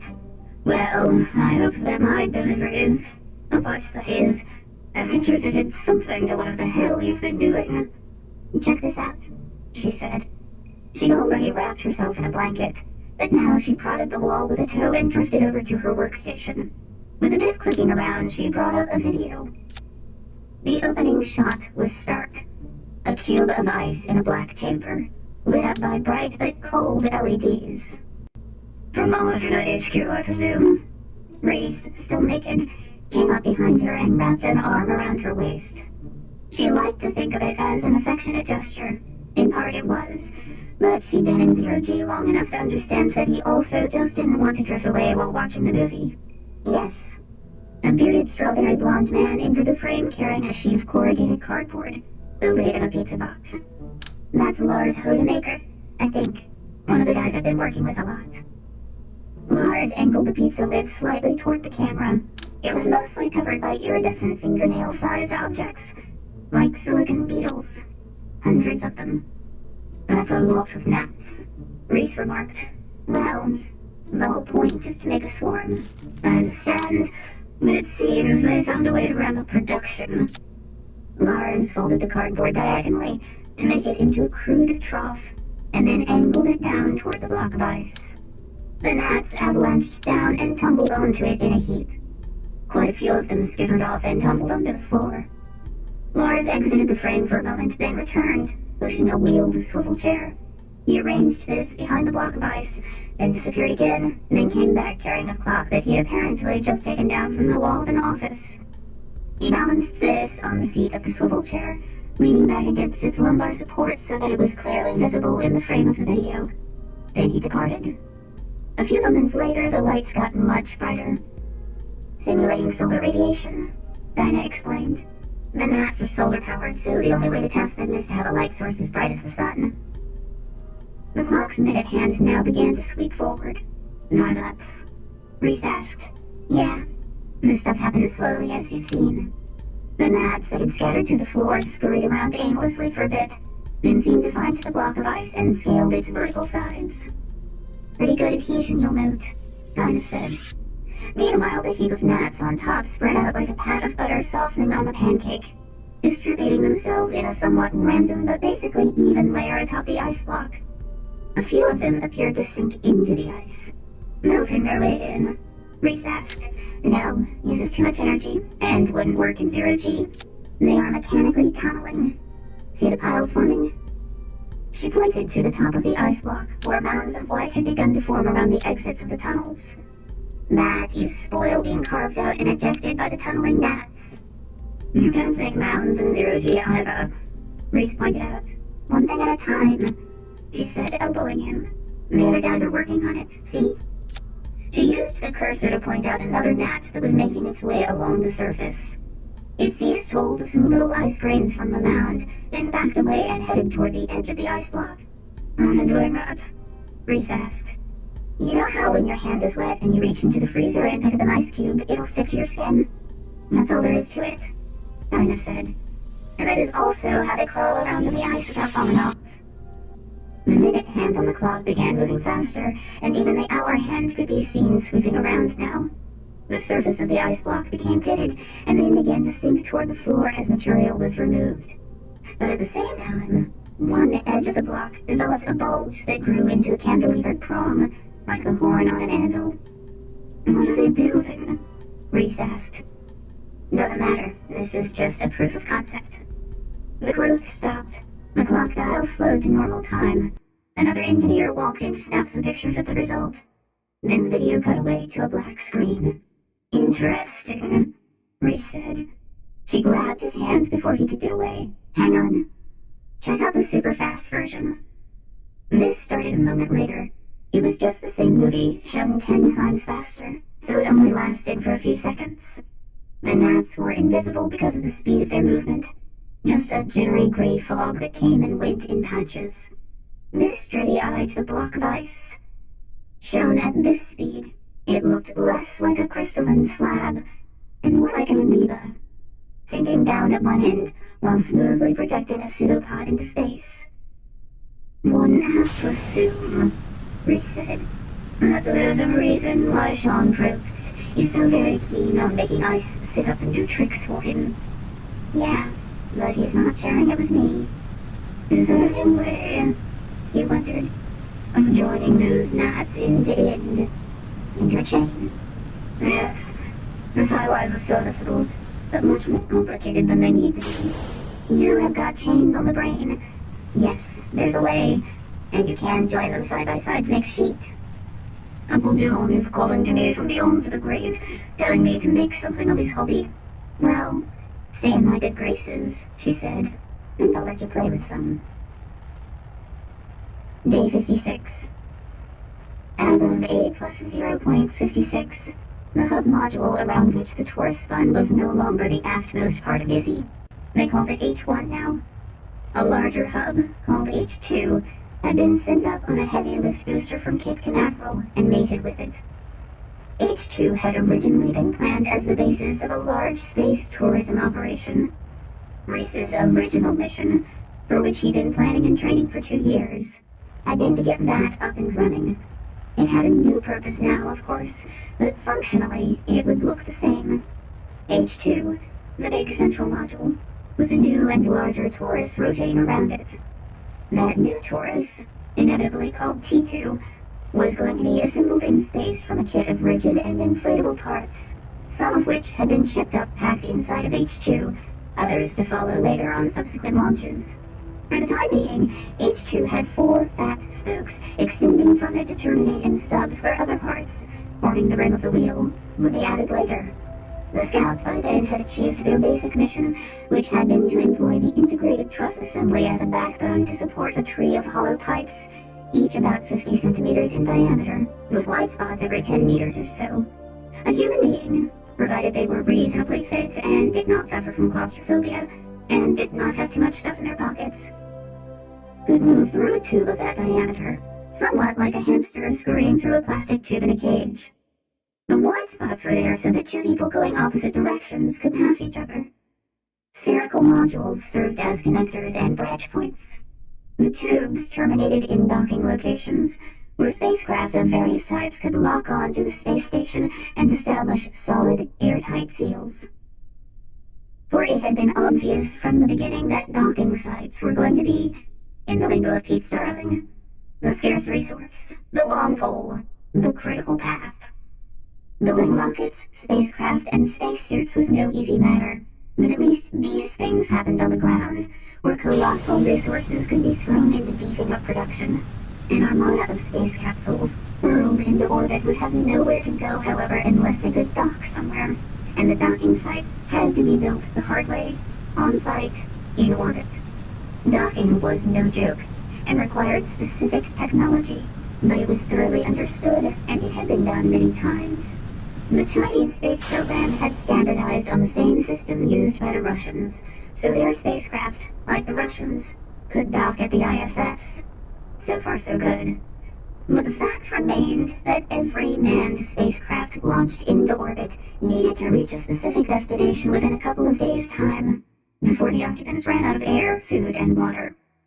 The task of the scouts, therefore, had been to vastly increase the number of docks in the quickest and cheapest possible way. The docks couldn't be too close together, so the distances between them had to be spanned by hamster tubes, bracketed to the outside surfaces of those tubes, and still being installed by fresh waves of scouts, were runs of plumbing and wiring and structural reinforcements tied into the adjacent trusses. The initial tube tree, built between about A plus 0.29 and A plus 0.50 by Tekla and the other first wave scouts, sported half a dozen docking locations. These were spoken for immediately by the first wave of so-called pioneer launches. 3 Soyuz spacecraft, 2 Shenzhou, and a space tourism capsule from the United States. Encouraged by the success of the launch that had carried Bo and Reese, the Russians had found ways to cram 5 or 6 passengers on each Soyuz. The Shenzhou spacecraft was based on the Soyuz design, except larger and updated in various ways. Like the Soyuz, it was meant to carry a crew of 3, but this was based on the assumption that those 3 would want to return to Earth alive. Modified for one-way trips, each Shenzhou carried half a dozen, and the American tourist capsule brought a complement of 7 astronauts. So, all told, the first wave of pioneers brought 3 dozen people to Izzy, more than doubling its population. They were obliged to live in their space capsules, which had their own toilets, CO2 scrubbers, and heat rejection systems. This made for crowded conditions, but it was a step up from the Lukes. On 8+0.56, when the H2 module came up on the giant Falcon Heavy rocket, Tekla and the other surviving scouts spent a day pulling out all that had been stuffed inside of it and anchoring it temporarily to the outside of the module. They then moved into H2, turning it into a scout dormitory and saying goodbye to their increasingly tatterdemalion Lukes, which were deflated, hatched, folded up, and stored for later use in emergencies. About 2/3 of the pioneers had previous experience doing EVAs, or had been hastily trained over the last few weeks. There were not enough spacesuits to go around. These were being produced as fast as possible on the ground, but the existing ones could be shared. Work shifts were shortened from 15 to 12 hours and then to 8, so that fresh bodies could be rotated through the available suits 2 or 3 times a day. The spacewalkers divided their time between assembling the T2 Taurus and extending the tube trees to provide docking space for the next wave of launches. The remaining pioneers, the non-spacewalkers, devoted themselves to other activities inside the pressurized parts of the space station. Dinah found herself with 2 assistants, Bo, who had seemingly assigned herself to the task, and Lars Hodemaker, the guy from the video. Lars was a young Dutchman who had been pursuing a graduate degree in robotics at Delft when he had been recruited by Arjuna Expeditions. Dinah knew him as a prolific email correspondent, always willing to answer her questions or supply code patches on short notice. Owing to some lapse in communications, she hadn't even known that he would be one of the passengers on the American tourist capsule that had arrived on day 52. For people were now dropping the A+ notation and simply referring to days by their numbers. All she knew was that a large, strawberry blonde man suddenly appeared in her shop intent on hugging her. This was unusual. To put it mildly, the International Space Station, until now, had never been the kind of place for surprise visits. Lars had a fistful of chocolate bars in one hand and a camera in the other, and all manner of stuff was spilling out of the pockets of his coverall. Vials of morphine, antibiotics, reels of microchips on paper tape, disposable contact lenses, condoms, packets of dehydrated coffee, tubes of exotic lubricants, spare leads for mechanical pencils, bundles of zip ties. The policy now seemed to be that everyone being packed onto a ship first had to be so laden down with vitamins that they could hardly move. Lars was an enjoyable person, and his first day on Izzy was pure fun for Dinah, who had not been able to have a face-to-face conversation with a colleague in a year. She showed him around the shop, such as it was, and let him drive robots around on the surface of Amalthea, and brought a few of her grimmed robots in so that he could admire them. For, inspired by Reese's comment of a few weeks ago, Dinah had been putting her otherwise idle robots to work making armor for other robots. The orderly way to do it would have been to bring pieces of the asteroid back to her little zero-G smelter, and produce nice little ingots of pure steel, then weld them onto the frames of the grabs. But this was making things too complicated. Amalthea was already made out of perfectly sound material. Maybe it was not structural-grade steel, but it was good enough to serve as radiation shielding. So she had just been slicing pieces of it off, leaving them in their original rough shape, and armoring grabs with overlapping plates of the stuff. They looked like walking asteroids now. "He's an art project," Lars said. For a moment, she thought he was trying to insult her, because she had met a few engineers in her day who never would have combined art and engineering. But his face was happy and guileless, and it was clear that he was paying her a compliment. Once she had gotten a bit used to him, she broached the subject that had been on her mind now for several weeks. Why ice? Given that they had direct access to a giant chunk of iron, why was Arjuna now putting all of its efforts into working with a material that, for all practical purposes, didn't exist on Izzy? Some things are not always explained to me, Lars said, but you know that we have talked for some time about going after a comet core. Sure, Dinah said. We've talked about it. But those things are huge. What are we going to do with a few gigatons of water? Lars just blinked and looked mildly uneasy. Would take forever to move something that big, Dinah said. It's like a 10 or 20-year project. We don't have that much time. Under the old conditions? Yes. What do you mean, the old conditions? Back in the day, before the agent, when we talked about moving comets, we were talking about sending up a big mirror, focusing the sun's light on the comet core, boiling off a little water, pushing it slowly to a new trajectory. Yes, that would take a long time, like pushing a bowling ball with a feather. And what about that has changed? Dinah asked. Physics is physics. Yes, Lars said, and some physics is nuclear physics. We're going to use nukes. I thought that was... Jesus. You don't appreciate how much things have changed down there. Lars said, I guess not. The architects came out and said, listen, there is no way of making this work with solar cells. We can't make them big enough, fast enough for thousands of orbits. They are big and cumbersome. I've been wondering about that. You have to use nukes, is what they said. RTGs.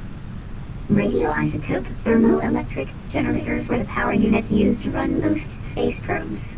At the heart of each was a pocket of an isotope so radioactive that it remained hot for decades. Energy could be extracted from that heat in various ways. Those are nothing nearly powerful enough, Lars said. Lars got messages from the ground in the form of encrypted email, a spate of capital letters in groups of 5 that looked like something straight out of an Enigma message. In the big nylon wallet that, for Lars, passed as a briefcase, was a stack of pages. On each of these was printed a different grid of random capital letters. About half an hour of laborious pencil and paper work went into decrypting each message. Dinah couldn't believe her eyes. People used crypto all the time to send email, of course, and it was standard practice for all Arjuna expeditions' email to be enciphered. But apparently, that was no longer good enough for Sean Probst. Dinah got used to seeing Lars toiling over the sheets. He wrote out a little Python script to make it easier, but he still wrote the messages out by hand. One day, 2 weeks after he arrived, he decrypted a message with some surprising news. The boss was coming, as in Sean Probst, the founder and CEO of Arjuna Expeditions. How can that even happen? Dinah asked. How can anyone just come up to Izzy? Don't you need a launch vehicle? A spacecraft? A place to dock it? Permission? These were largely rhetorical questions. Sean had made $7 billion from an internet startup before throwing his energies into asteroid mining. Along the way, he'd sunk $1 billion or $2 billion into other private space startups. He's coming up alone, Lars said. He dropped off. It took Dinah a moment and a quick Google search to access the memory. Also referred to as the convertible. The drop top was one of the more creative recent approaches to space tourism. It was based on the idea that what tourists really wanted to experience was the direct view of the Earth, the stars, and until it had ceased to exist, the moon. Conventional space capsules had tiny windows. What you really wanted to do was stick your head into a transparent bubble so you could enjoy a clear view out in all directions. In other words, you wanted to be in a spacesuit, basically floating free in space. The drop top was a small, simple capsule, capable of carrying 4 astronauts, dressed in custom-made spacesuits with bubble helmets. During the ascent through the atmosphere and the re-entry, they were protected by a sturdy aeroshell. But while they were orbiting the Earth, the shell retracted, like the roof of a convertible, exposing them completely to space, and even giving them some freedom to spacewalk. I don't think a drop top can reach an orbit this high, can it? Dinah asked. Sean's coming up alone. It is some kind of special one-passenger model. The extra mass is being used for propellant. And then what? He just goes to an airlock and knocks on the door? Basically, yes, Lars said. What will they do? Tell him to go away? A-68. This whole thing is bullshit, said Sean Probst as soon as he got his helmet off. Dinah smiled. It was not that she was happy about the bullshit. When it came to preserving the human race and the genetic heritage of the Earth from destruction, any whiff of bullshit was bad. But she did feel a certain sense of relief. In the back of her mind, she had been quietly tallying up the BS for weeks now. No one else here would speak of it, and most of them seemed smarter, better informed than she was. She knew Sean Probst by his reputation, by his signature on her paychecks, and by the emails he sent her at 3 o'clock in the morning of whatever time zone his private jet had most recently taken him to. Sean yielded to no one in his knowledge of all things space-related. When he walked into a space station and called bullshit, things were about to become entertaining. One of the few appealing things about him was that he had figured out that his personality was a problem, and in classic get-it-done style, had hired a coach to make him less of an asshole.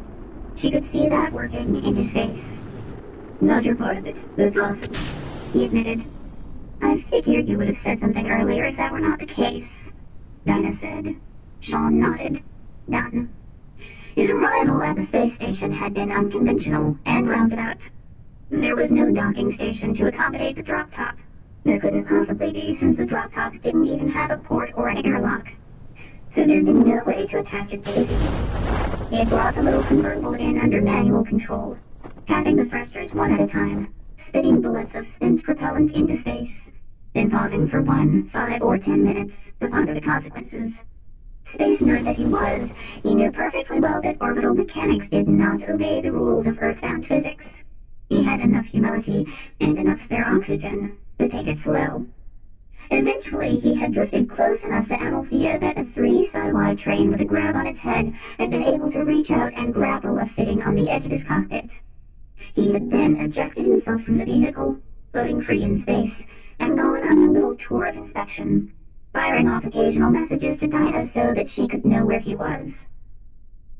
Since there was no direct radio connection, these had to be relayed through a server in Seattle.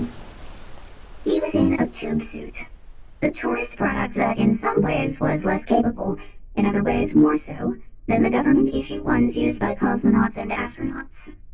It had no legs at all, since legs were pretty useless in space. It looked like a test tube with a pair of arms and a bubble-shaped dome on the top. The arms had shoulder and elbow joints, but no hands as such. Gloves were notoriously the most troublesome parts of spacesuits. Instead, the tube suit's arms terminated in rounded-off stumps. Projecting from each of these was a skeletal hand consisting of a thumb and 3 fingers, actuated by steel cables that ran through airtight fittings into the arm stumps. The occupant could slip his hand into a glove-like contraption inside the stump that would pull on the metal tendons as he moved his fingers, thereby actuating the external digits and enabling him to grab things and perform a few simple operations. There was nothing about it that couldn't have been built by a tinkerer in an inventor's lab in 1890, or 1690 for that matter. People who had used them reported that they worked surprisingly well, better in some ways than conventional spacesuit gloves, which were stiff and fatigued the hands. There was plenty of extra room inside the stumps, and so when not using the claw-like hands, he could pull his fingers free of the internal glove and let them rest on internal touchpads and joysticks where he could type and swipe to his heart's content. The suit had some tiny thrusters that enabled the user to fly it around. Sean had put these to work at some length, wandering around the outside of Izzy and inspecting the work of the robots, the modifications made to the truss, and other curiosities. Finally, he found his way to an airlock at the aft end of H2 where Dinah had let him in, and he had blurted out his opinion. He looked like any nondescript 38-year-old nerd at a graduate physics seminar or a sci-fi convention, with stringy dishwater blonde hair stuck to his head by sweat and a few days darker stubble. In his official photos he wore contacts, but today he wore thick lensed eyeglasses. He pulled one arm, then the other, out of the suit, and then pushed himself up and out through the big opening at its top where the head dome had been attached. I've been having trouble seeing the long-term sustainability angle, Dinah admitted, for she was not above dangling bait. You think? He shouted. Has anyone done even the most basic mass balance calculation on this cloud arc concept? Sean was from New Jersey. She wasn't sure what he meant, so she stalled for time. People have been pretty distracted. I wouldn't be the first to know. They wouldn't tell you, he shouted, because you would see right away that it is bullshit. What is? Ivy asked, floating toward them with an interested look on her face. And who the hell are you? Before Sean could explain who the hell he was distracted, to put it mildly, by the appearance of a 6-foot-tall Amazon with a shaved head and prominent facial scars, headed for him across H2 as if she had been launched out of a cannon. Tekla drove her shoulder into Sean's midsection, slamming him back against a bulkhead. A moment later she was on him. She grabbed an outstretched arm and put Sean into a joint lock that looked pretty much inescapable. By now, Dinah had spent enough time with Tekla to know that she was a practitioner of Sambo, a Soviet combat martial art with many similarities to jiu-jitsu. Out of idle curiosity, Dinah had watched a few YouTube videos featuring Sambo practitioners in action, but she had never imagined, until now, that it could be done in zero gravity. Sean had made his entry through H2 because it had a useful assortment of airlocks and docking ports on its aft end. But unbeknownst to him, H2 had been doing double duty as the dormitory where the surviving scouts lived. His arrival had awoken Tekla, who was off shift at the moment and had been sleeping in her bag. Dinah tried to imagine what this encounter must have looked like from Tekla's point of view. Sean's arrival was unannounced. Dinah herself hadn't really known when or whether he was going to arrive until the drop top had swung into view outside her little window. So from Tekla's point of view, this guy was an intruder. And when she heard Ivy say, "Who the hell are you?" she had realized that his presence on Izzy was completely unauthorized. "Oh, this is awkward," Dinah said. "Tap, tap," Sean kept saying. He was slapping Tekla's leg with his free hand. "Commander, would you like me to restrain him?" Tekla asked. "What are your orders?" "He's not dangerous," Dinah put in. "Let him go, Tekla," Ivy said. Somewhat reluctantly, Tekla relaxed her grip and allowed Sean to float free. He drifted away from her, sizing her up with a certain degree of bewilderment. "Sean," Dinah said, "you've already made Tekla's acquaintance. I would like you to meet Ivy Shao, commander of this installation. Ivy, say hello to Sean Probst." "Hello, Sean Probst," Ivy said, then turned to look at Dinah. "Did you know he was coming?" "I'd heard rumors," Dinah said, "but I did not think them firm enough to distract you by repeating them. I am sorry." Ivy looked at Sean long enough to make him uncomfortable. Tekla, hovering almost within reach, did much to help supply the hostile atmosphere that Dinah suspected Ivy was reaching for. "The closest analogy in the law for what I am here is the captain of a ship," Ivy said. "Do you know the etiquette, Sean, for coming aboard a ship?" Sean calculated. "Commander Shao," he said, "I humbly and respectfully request permission to come aboard your ship." "Permission granted," she said, "and welcome aboard." "Thanks." "But..." "Yes." "If anyone asks, you'll please tell them a little white lie, which is that you requested permission first, and then came aboard." "I'm happy to do that," he said. "Later on we'll evolve some sort of common law, I guess. A constitution for this thing." "People are working on that, actually," Sean offered. "That's nice. But right now we have nothing of the sort, and so we have to be mindful." "It is so noted," Sean said. "Now," Ivy said, "you were saying something about bullshit when I interrupted." "Commander Shao," Sean said. I have the utmost respect for your past accomplishments and for the work you have been doing. Do you hear a butt coming? Ivy asked Dinah. I hear a butt coming. Sean stopped. Go on, Ivy said, for at the end of the day, to go on was what Sean wanted, so they might as well get it over with. He worked it out from first principles on the whiteboard in the banana. Beginning with the Tsiolkovsky equation, a simple exponential, he developed some simple estimates, which he then developed into an ironclad proof that the cloud arc was bullshit. Or at least it had been bullshit until he, Sean Probst, had shown up to address the problems he had noticed. Problems that could only be handled by him personally. It occurred to Dinah to ask herself whether Sean was really rich anymore. Rich people no longer kept their wealth in gold. Sean's wealth was in stock, mostly stock in his own companies. She hadn't been following the stock market since the Crater Lake announcement, but she'd heard that it had not so much crashed as basically ceased to exist. The whole concept of owning stock didn't really mean much anymore, at least if you thought of it as a store of value. But legal structures, police, government agencies, and so on still existed and still enforced the law. The law stated that Sean, by virtue of majority ownership of Arjuna Expeditions, still controlled it. And through overlapping relationships with other space entrepreneurs, he still had enough pull to get himself launched to Izzy, so that counted as wealth of a sort. Having settled with that in her mind, she focused her attention back on what Sean was saying. Cloud Arc is distributed swarm, fine, I get it. Sign me up. Much safer than putting all our eggs in one basket. What makes it safer? The Arklets can maneuver out of the way of incoming rocks. Other advantages? They can pair up to make a bolo and spin around each other to make simulated gravity. Keeps people healthier and happier. How do they do this? By flying toward each other and grappling the tethers together. What happens when they want to break up the bolo and go solo? They decouple the tethers and go flying off in opposite directions, unless they use their engines to kill that centripetal motion. What do all of these activities have in common? They had gotten used to Sean's habit of asking then answering his own questions, so were caught off guard now that he actually seemed to be expecting an answer. Dinah and Ivy had been joined by Conrad Barth, the astronomer, Lars Ferdemaker, and Zeke Peterson. The latter finally rose to the bait. Use of the thrusters, he said. Sean nodded. And what happens when we are using the thrusters?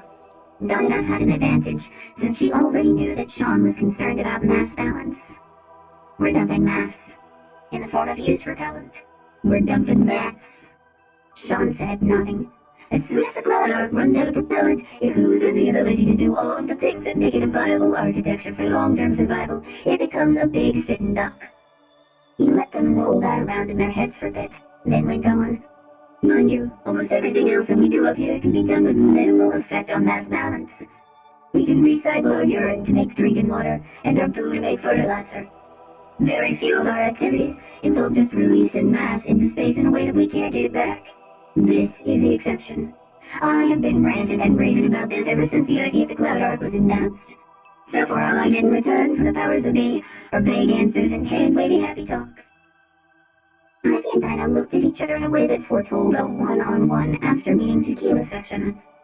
So, Dinah thought, Ivy had been wondering about this too, in the back of her mind. Worrying about it, trying to read the tea leaves during those teleconferences down to the ground. It was something to do with Pete Starling, she now saw, which meant that it was somehow related to JBF. Zeke was one of those open-faced, basically optimistic team players one saw frequently in the junior officer ranks of the military. This is so obvious in a way, he pointed out. They have to have thought of this. Which was Zeke's way of saying, I'm sure that this is all being handled by people way above our pay grade. You would think, Sean said, nodding. Conrad shifted in his chair uneasily and thrust his bearded face into his hand. Unlike Zeke, he was not the sort to place the sunniest interpretation of the problem. If the world were run by scientists, it is, Sean said, then this would be a no-brainer. We have to go get more mass, stockpile it so we don't run out. It's got to be water. You're talking about a comet core. Dinah said. It's got to be water. Sean agreed. You can't make rocket fuel out of nickel.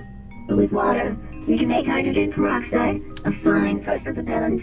We can split it into hydrogen and oxygen to run big engines. I'm waiting for the other shoe to drop in what you just said, Ivy muttered.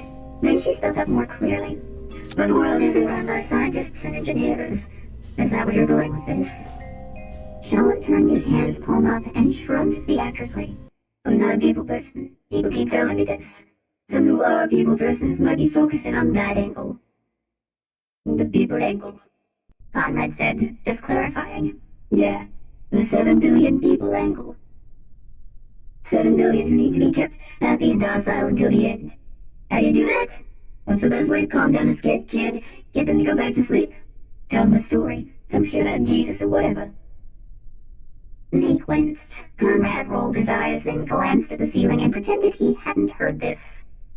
The idea Sean was playing with here was so monstrous in a way that it was almost inconceivable. That everything they were doing up here was a lullaby for the 7 billion down below. That it could not actually work. That they were just putting on a show of getting ready. That the people of the Cloud Ark would live only a few weeks longer than the ones left behind. As such, Ivy and Dinah and Conrad and Zeke ought to have been freaking out at this point. But none of them, not even Zeke, reacted very much. You've all thought of it too, Sean said. Even an asshole like me can see it in your faces. Okay, maybe we've all thought it, Dinah admitted. How could you not think it? But Sean, what you might not have seen, being based on the ground, is how serious everyone up here is about making this work. If it were just a Potemkin village, we'd be seeing different stuff. Sean held his hands up, palms out, placating her. Can we just agree that there might be a range of views down on the ground?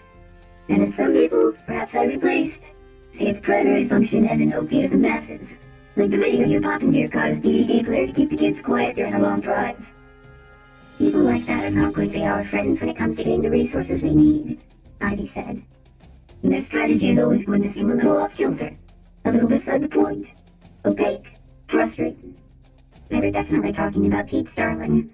Sean continued. To the extent that such people control launch sites and policy, we have a problem.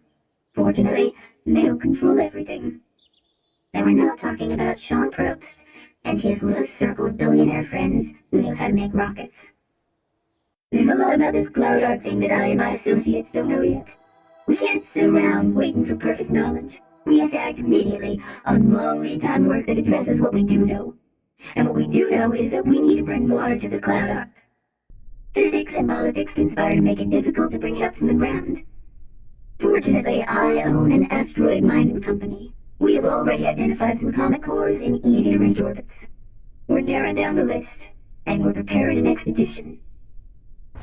Conrad well understood the timing of such missions. How long, Sean? 2 years, Sean said.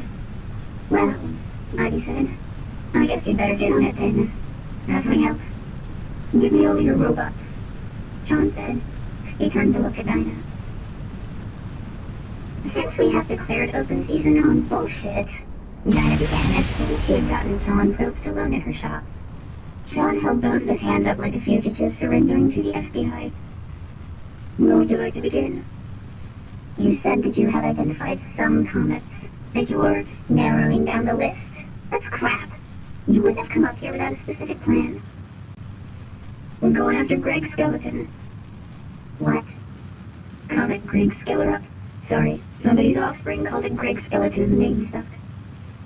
Sean always referred to children as offspring. She'd heard of it. How big is that? 2.5, 3 kilometers. That's a lot of Arclick fuel. Sean nodded. He crossed his arms over his body and looked around the shop. Hard to move something that big. Still no answer. You're going to jam a nuke into it and turn it into a rocket, aren't you? He raised his eyebrows briefly. Since this was the only plausible way of moving something that huge, he didn't consider it worthy of an extended answer. We got really lucky on the timing, he remarked. You're going to fly a radioactive ice ball the size of the Death Star back here, just as the shit is hitting the fan. Then what? Dinah. I need to share something with you in confidence. Well, it's about fucking time is all I can say. Day 73. Dube had almost been to space once, about 10 years ago. An acquaintance of his, who had made a lot of money in hedge funds, had dropped $25 million on a 12-day trip to the International Space Station aboard a Soyuz capsule. It was traditional for the customer to designate a backup, a sort of understudy, who would take his place in the event of some illness or mishap. Since the backup might be swapped in at any time up to shortly before launch, they had to go through all the same training as the customer. And that was really the point, as far as the hedge fund man was concerned. An introvert, he needed someone who could act as a connection to the general public and put an appealing face on the whole thing. So he had selected Doc Dubois as his understudy. They'd set up a website and a blog, and arranged for photographers to follow Dube's progress through the training program, with occasional glimpses of the hedge fund man in the background. In effect, Dube had acted as a publicity decoy. No one made any bones about this. Dube had been more than happy to do it. The training had been great fun. The hedge fund man had been generous in his spending on the website, and Dube had been able to produce a lot of good video explaining fun facts about spaceflight. And there had even been a small chance that he might go. A week before the scheduled launch, he had flown the Baikonur, bringing his wife and kids with him, video crew in tow. They had watched, in a certain amount of amazement, as the launch vehicle, a fan-tailed Soyuz FG, had been towed horizontally across the steppe on a special train, complete with smoke-belching locomotive, to the launch pad. And this really was little more than a pad. A concrete slab on the almost lunar surface of the Cossack steppe, with a few pieces of apparatus around it to hoist the rocket up off the train and pump fluids into it. The contrast with the NASA way of doing things was stark to the point of being somewhat hilarious. Dube's youngest son, Henry, 11 years old at the time, had failed to pay attention to the elevation of the mighty rocket to its vertical position because he was distracted by the sight of a couple of stray dogs copulating 100 meters away from ground zero. The launch bunker, shockingly close to the pad, had a little vegetable patch out in front of it where the technicians were growing cucumbers and tomatoes. They explained that the concrete wall soaked up sunlight during the day and helped keep the vegetables warm at night. 3 days before launch, the hedge fund man had been nipped by a stray dog while rehearsing a launch pad escape sequence, and everything had been thrown into disarray as the dog was chased across the steppe by militiamen in wheeled vehicles, locals on horseback, and a helicopter gunship. After they had run it to the ground, they had shipped it off to a veterinary lab to be checked for rabies. Only 3 hours before launch, word had come back that the dog was clean. Dube's name had been struck from the manifest and replaced by that of the hedge fund manager. Both relieved and disappointed, Dube had stood on terra firma, very close to the launch pad. Tavistock Prowse had come out to cover the launch. He had come equipped with all kinds of electronic gadgets that had seemed cool at the time. He had stood there on the step, facing Dube and the rocket, aiming a video camera at him and catching his narration as the giant vehicle had fired up its engines and hurled itself into the sky. More than anything else, that image had made Dr. Harris into Doc Dubois and launched his career. It had also led, within days, to divorce proceedings initiated by his wife. She had a number of complaints about his performance as a husband, many of long-standing, some that she could barely articulate. But somehow, all of them had been summed up and crystallized by the fact that, after largely ignoring his responsibilities as a husband and father for several weeks while training for this launch in Russia, he had spent the actual moment of launch not gathered in a safe place with his children, but outside, dangerously close to the rocket, with his bro Tav ingratiating himself to millions of followers with excited and hilarious commentary. One way or another, Dube had been paying for it ever since, partly in the negative sense of suffering just penalties for his sins, but partly in the more positive sense of spending time with his kids when he could. And this had become more difficult as they had graduated from school and gone out into the world. He was making a particular effort to do it now that they were all under a death sentence. On A plus 0.73, Dube flew into Seattle, rented an SUV, and drove to the campus of the University of Washington, Along the way, he stopped at a couple of outdoor stores to pick up some camping equipment. This was now expensive. People had begun hoarding that sort of thing in anticipation of a collapse of civilization, but only a few people. Most understood that there was little point in taking to the hills when the hard rain began. Freeze-dried food and backpacking stoves were difficult to come by, but down sleeping bags and fancy tents were still in stock. Henry was now a junior in the computer science department, living with some of his friends near the campus in a rental house. A classic Seattle down-of-the-heels craftsman bungalow, half digested by blackberries and English ivy. In a certain way, it made no sense anymore to speak of anyone as being a student at a particular stage in a degree program. And yet, people went on thinking this way, kind of in the way that someone who has just been diagnosed with a terminal illness will go on getting up and going to work every morning. Not so much out of habit, as because the knowledge of impending doom makes them wish to assert an identity. He was tempted to park the SUV illegally, since, according to his calculations, the authorities were not likely to catch up with him and demand payment of the parking ticket before the end of the world. But it seems that most of the people of Seattle were still obeying the rules, and so he did likewise. He found Henry, all 4 of his housemates, and 5 other students all crammed into the ground floor of the bungalow, keeping it warm in the January chill with their body heat and the warmth emanating from a rat's nest of PCs, laptops, and routers. A quick census of empty pizza boxes suggested that they had been working all night. I'll explain it to you while we drive. It had been Henry's promise to his dad when Dube had asked him on the phone last night what he was doing. But this morning, other than getting up from his lazy boy to give his dad a hug and tell him, "I love you," he didn't have much more to say. Every parent of a teenager gets used to it. The moment in a child's life when he or she decides that certain facts are just too much trouble to explain to mom or dad. The parents can't and needn't know every last little thing. They just have to accept this, be content with what they can glean on their own, and move on. Henry, of course, had passed through that veil some years ago. Dube had swallowed his pride and accepted it, as every parent must. It was part of growing up. But back in those days, the subject matter had been fundamentally uninteresting. The size of Henry's collection of Magic the Gathering cards, the weightlifting program assigned him by his football coach, and who had a crush on whom at school. It was easy for Duke to pretend he didn't care about that stuff. What he was seeing over the shoulders of the students in this room looked a good deal more interesting, and that, in a way, hurt. All of them, of course, knew that Henry was the son of the famous Doc Dubois. While trying to play it cool, they all sought a chance to shake his hand and say hi. Dube chewed the fat with them, while his eyes strayed to the stuff they had blue-taped to the walls of the bungalow. Printouts of CAD drawings, schedule grids, Gantt charts, maps. He was obviously looking at some sort of engineering project in the works, but he couldn't make out what exactly.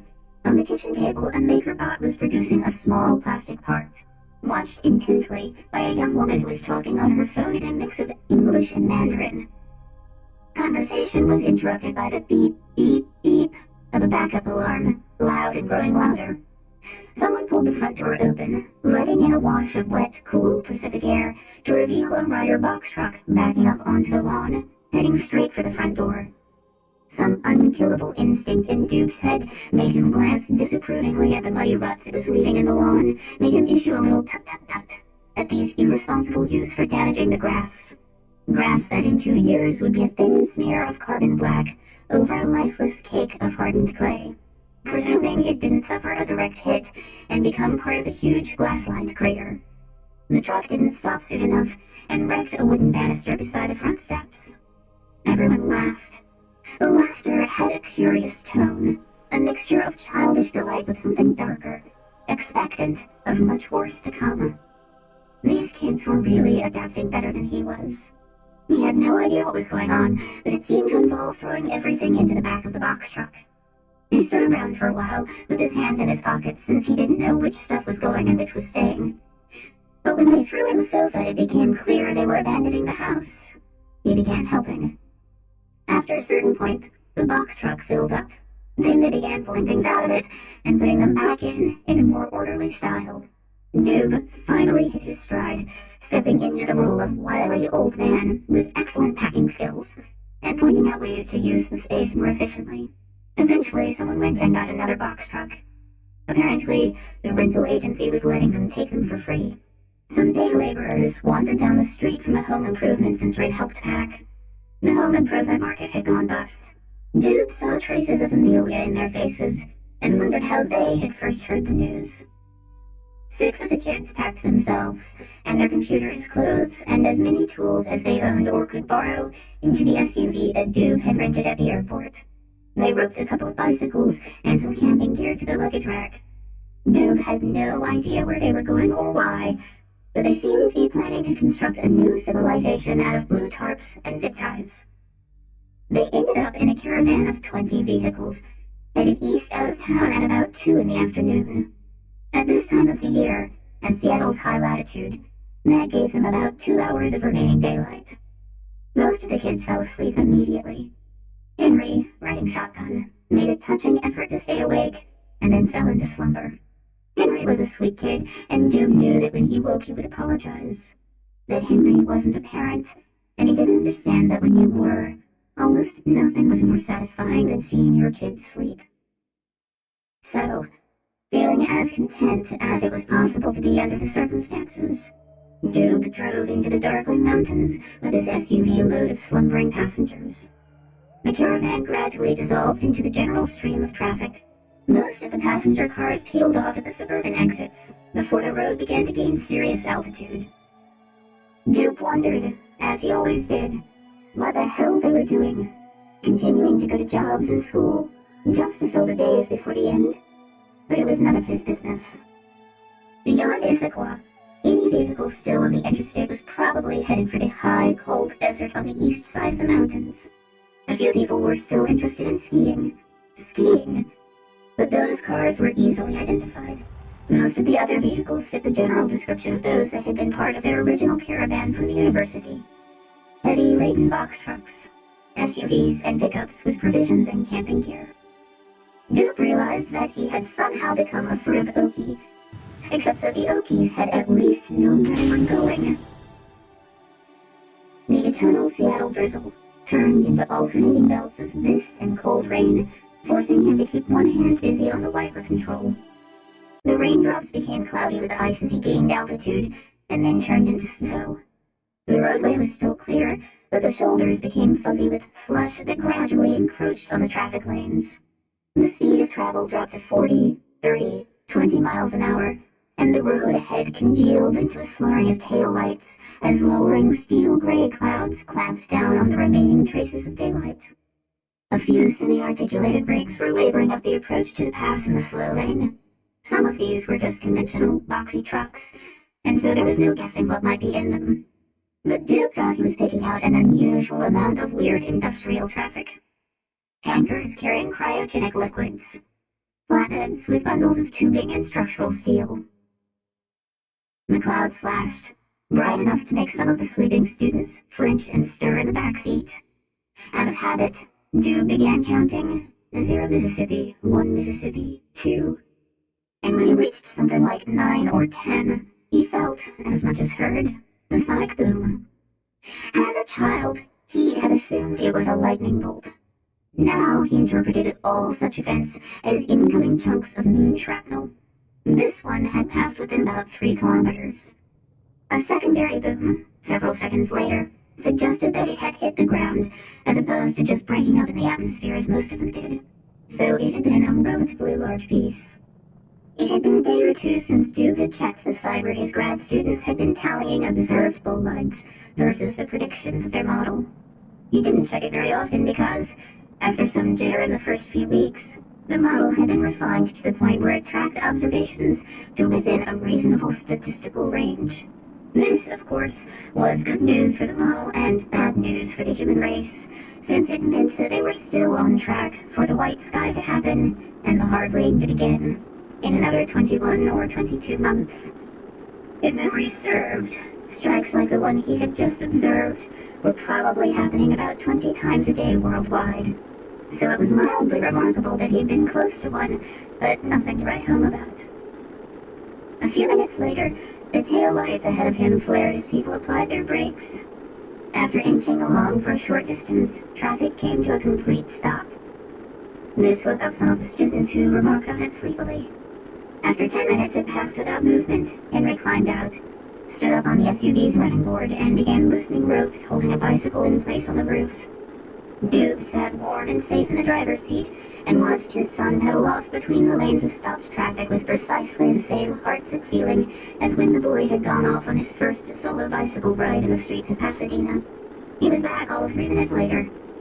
"A rig jackknifed just before the top of the pass," he said. "An oversized load. A piece of a gantry, I think." Gantry. There was a word that activated deep memories in Duke's brain. Only used in connection with launch pads, only spoken by the likes of Walter Cronkite and Frank Reynolds in the deep, nicotine-cured anchorman tonalities of the Apollo days. Nothing was happening, so they pulled their winter coats out of the back, bundled up, and hiked up the road to see. A lot of people were doing this. This struck Dube as unusual. The normal behavior was to wait in the car, thumb the iPhone, listen to a book on tape, and wait for the authorities to come and deal with it. The stranded truck was only about half a mile ahead of them. It looked to have gone into a spectacular skid. The colossal weight of the gantry, a welded steel truss, looking like a section of a railway trestle, had swung the rear end of the truck forward and sideways, sweeping across all lanes of traffic and finally grinding to a stop by flopping over onto its side and then destroying about 100 yards of guardrail. Behind it, a few cars had spun out as their drivers had stomped the brakes, and a few people were dealing with the aftermath of minor rear-end fender benders, but no one seemed to have gotten seriously injured. The pedestrian traffic toward the crash had been considerable, and yet Dube saw few of the sorts of people he would classify as gawkers or rubberneckers. Where were they all going? As he and Henry and the other students drew closer, he saw cars moving around, headlights sweeping across the wreck to better illuminate it. And then he saw a stream of people squeezing through the gaps to the other side, or clambering through the space between the tractor and the trailer. Self-appointed safety wardens had stationed themselves at critical locations to focus the white beams of their LED flashlights on trip hazards and useful handholds. Dube and the others crowded through those gaps and then broke free to the far side of the wreck. The view here was worth a look. The wet interstate, completely empty of traffic, stretched away from them. A ski area, lit up for night use, spread up the mountainside to their right. In the distance, maybe 10, 20 miles away, a streaky patch of mountainside was flickering a lambent orange through intervening veils of snow and mist, the impact side of the bolide. Dube saw now how it had all happened. The meteor had passed overhead. To him, it had just been a flash above the clouds. But to the people cresting the pass at the same moment, it must have been visible as it streaked into the ground and plowed up a mile-long stretch of forest. Cars must have faltered and strayed out of their lanes. The driver of the truck had been forced to apply his brakes, and the tires of the trailer had broken loose from the slushy pavement. The number of people on this side of the wreck must have been well over 100. 20 minutes later, there were enough of them to flip the rig back up onto its wheels. Like a work crew of Egyptian slaves moving a great block of stone, all of these people in their parkas and their microfiber gloves and snow pants just got under the thing and started lifting it. Towing straps had been fetched from the toolboxes and anchored to the other side of it, and run to the trailer hitches and the bumpers of several pickup trucks that had four-wheeled their way to the scene, and they pulled while the humans pushed, and with surprising ease the whole thing came up, balanced for a moment on half of its wheels, the only sound now being the skidding of pickup tires as the drivers burned rubber, and then dropped into place. A huge uproar of people shouting, "Whoa!" as much in relief as in exultation. Dube exchanged thumping, mittened high-fives with 20 people he'd never met before and would never see again. Getting the truck pointed in the right direction again, and back on its way down the interstate, was a more tedious operation that would likely span another couple of hours. But within a short time, they were at least able to open one lane. By then, people with four-wheel drive vehicles had already begun to cut across the median strip and claim lanes on the wrong side of the interstate. which was sparsely trafficked by veering cars holding their horn buttons down in long, Dopplered howls of protest. Another slowdown caught them an hour later when they entered a low plume of thick smoke drifting across the highway and bringing visibility down to almost nothing. Galaxies of red and blue flashing lights emerged from the murk and then receded, places where emergency vehicles had clustered to stage firefighting efforts or to aid the locals affected by the strike. At one place, sitting in the middle of the road, festive with road flares, was a rock the size of a car, which had struck the pavement hard enough to pierce it and lever up thick shards bristling with snapped rebar. Not the meteorite itself, but ejecta, shrapnel, hurled out from the impact site. There was another delay, this one purely for gawking, at the place where the interstate crossed the Columbia River, almost a mile wide, at Vantage. Something was going on down below the bridge, on the eastern bank of the river where the low span angled up away from the water to let big barges pass beneath it. Blinding lights had been elevated on poles, creating a mottled spill of daylight where something huge and cylindrical was being winched up off a barge.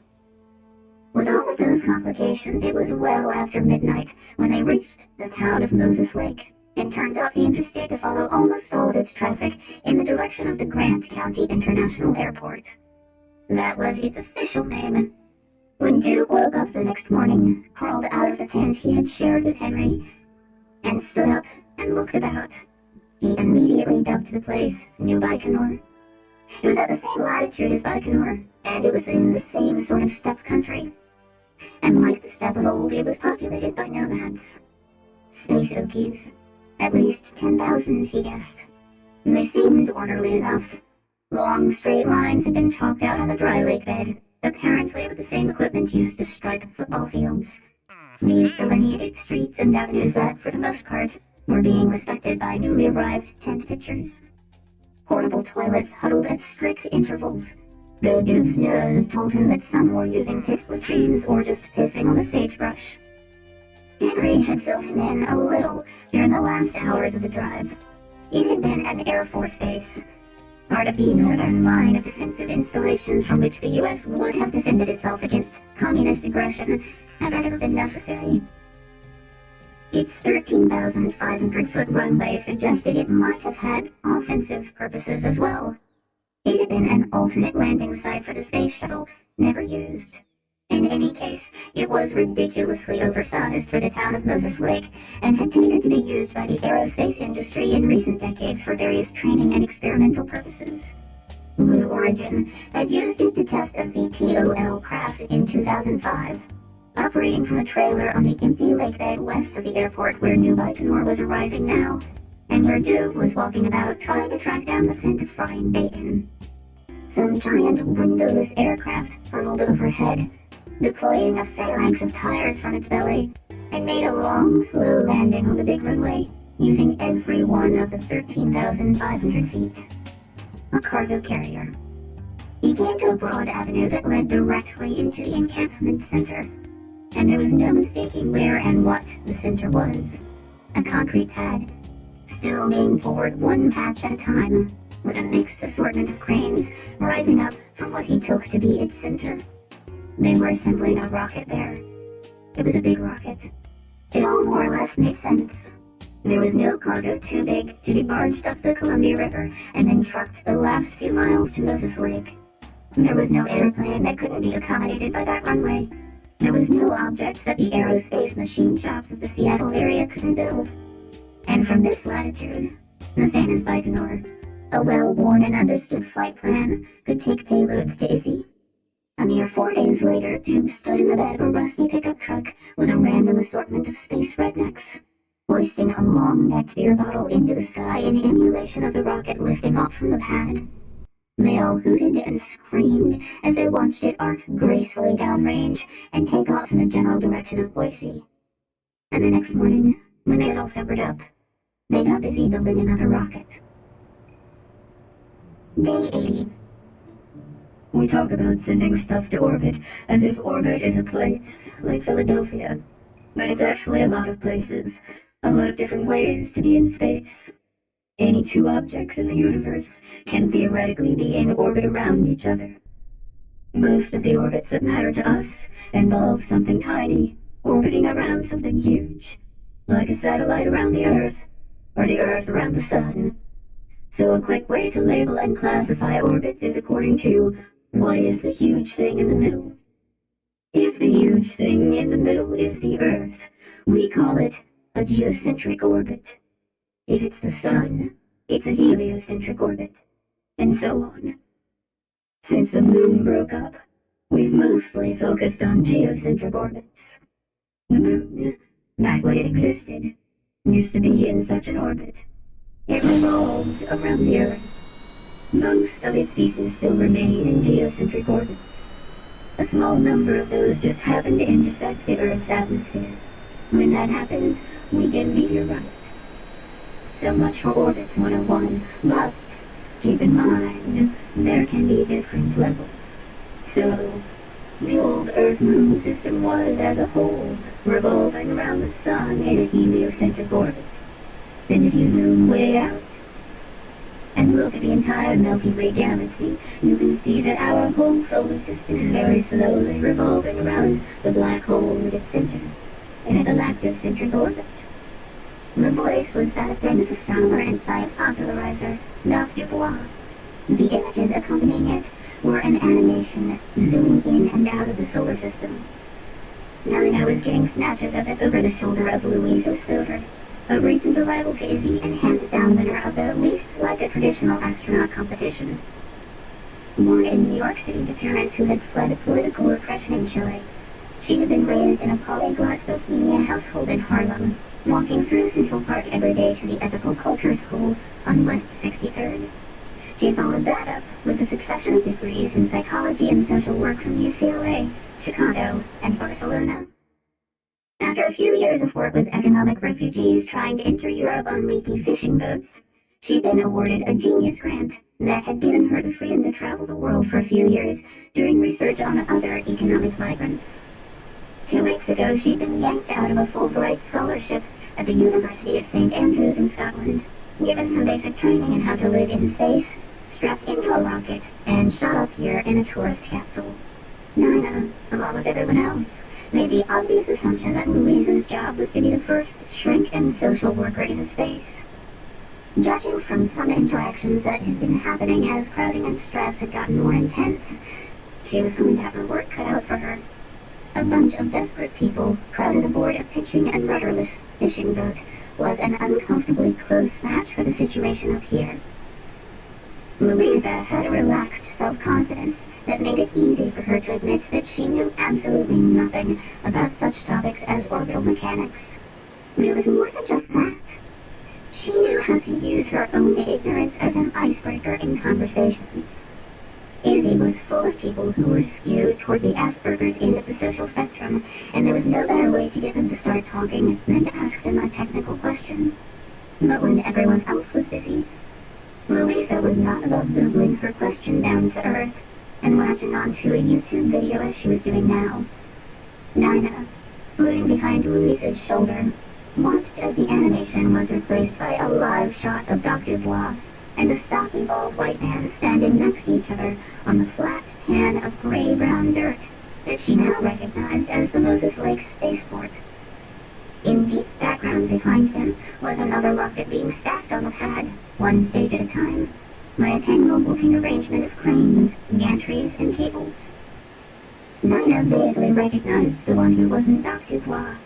He was a tech pundit who popped up frequently on television and YouTube.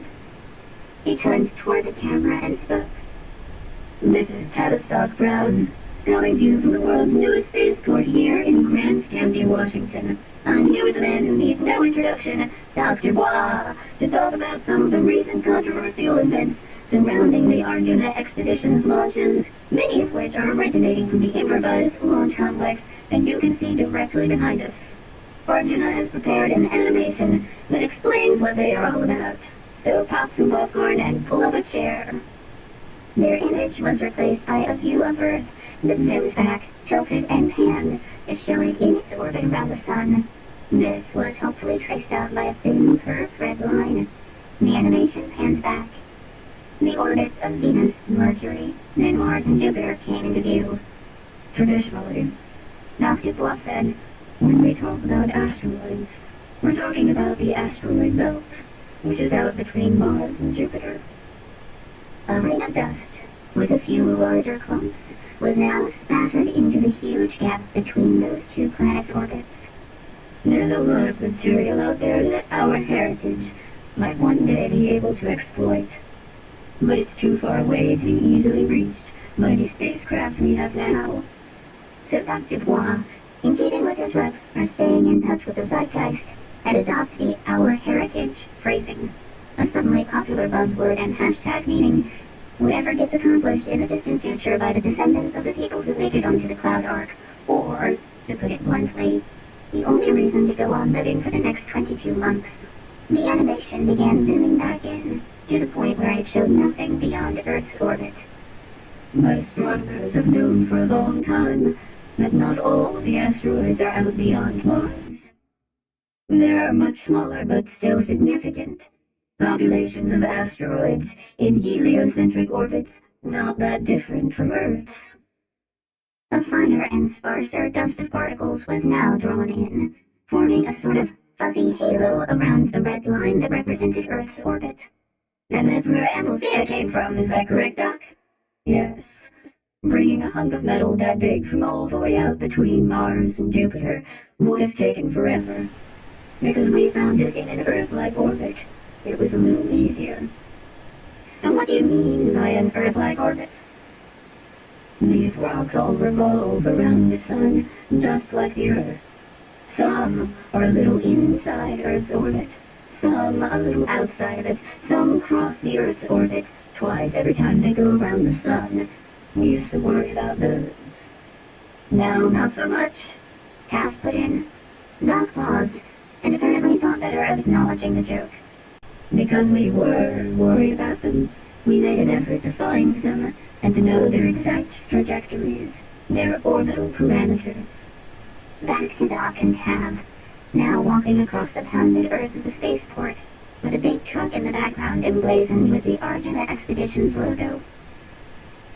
In recent years, companies like Arjuna Expeditions have mapped a whole lot more of those asteroids in the hopes of mining them. What we're seeing in the last few weeks is a concerted effort by Arjuna and an alliance of other private space companies to throw those efforts into high gear. What exactly is Sean Probst thinking, Doc? Tav asked. He's not telling us. But the science of orbital mechanics doesn't leave a whole lot to the imagination. In part 2 of this video, you can learn more about the dance of orbiting bodies in space, and the intricate choreography needed to make an asteroid show up in the right place at the right time. Louise's finger hovered over the link that would play the next video, but before tapping it, she turned around to look at Dinah. "Just trying to figure out what you do for a living," she said, in an accent that came from everywhere but mostly from New York. "You're from Arjuna, right?" "Shh," Dinah warned her jokingly. "I'm still trying to stay friends with the Russians." "What's that about?" Louise asked. She was referring to a recent series of testy meetings and sometimes out-and-out confrontations between the Russians, still thinking and acting as a bloc under the leadership of Fyodor Antonovich Pandeleimon, and the Arjuna contingent, which actually prided itself on being disruptive. This was a commonplace bit of biz jargon. But try explaining to a grizzled cosmonaut why being disruptive was a good thing. Dinah was inclined to say something like, "It's cultural," but she felt a little intimidated about using that sort of cocktail party banter around someone with Louise's credentials. "Look, surprises in space are almost always bad," Dinah said. "Traditionally, every mission is planned out to the nth degree, and there's a contingency plan for everything. You don't improvise. You can't improvise because there's nothing to improvise with." "I'm just remembering the duct tape in Apollo 13. "Yeah, that was one of the rare exceptions," Dinah said, "and people are still talking about it decades later. So, to the Russians, the idea that someone can just show up unannounced and make a claim on our resources." "What resources?" Louise asked. "They're breathing our air," Dinah said, "taking up space, using bandwidth, you name it." Lars pitched him right up here on the assumption he'd stay on Izzy and work for us. Instead, he's taking off with Sean, and they're taking almost all of my robots. But they're sending more, yes? Absolutely. Look, all I'm saying is that it was a surprise. And the sooner Sean and Lars get out of here and on their way, the less likely it is that Theodore is going to strangle them with his bare hands. On their way to where? Louisa asked. A different orbit. Heliocentric or geocentric? Louisa asked, deadpan, then gave Dinah a wink. Geocentric first, then heliocentric. Dinah answered with a trace of a smile. But I thought we were already in a geocentric orbit. The wrong one as far as Sean is concerned. Izzy's orbit is angled with respect to the equator. It has to be that way so Baikonur can launch to it. Baikonur is as far north as Seattle. But when you are doing interplanetary stuff, which is what Sean has in mind, basically, whenever you want to get out of low Earth orbit, you want to be in an orbit that's closer to the equator, because that's pretty much where the rest of the solar system is, including the big chunk of ice that Sean wants to grab and bring back here.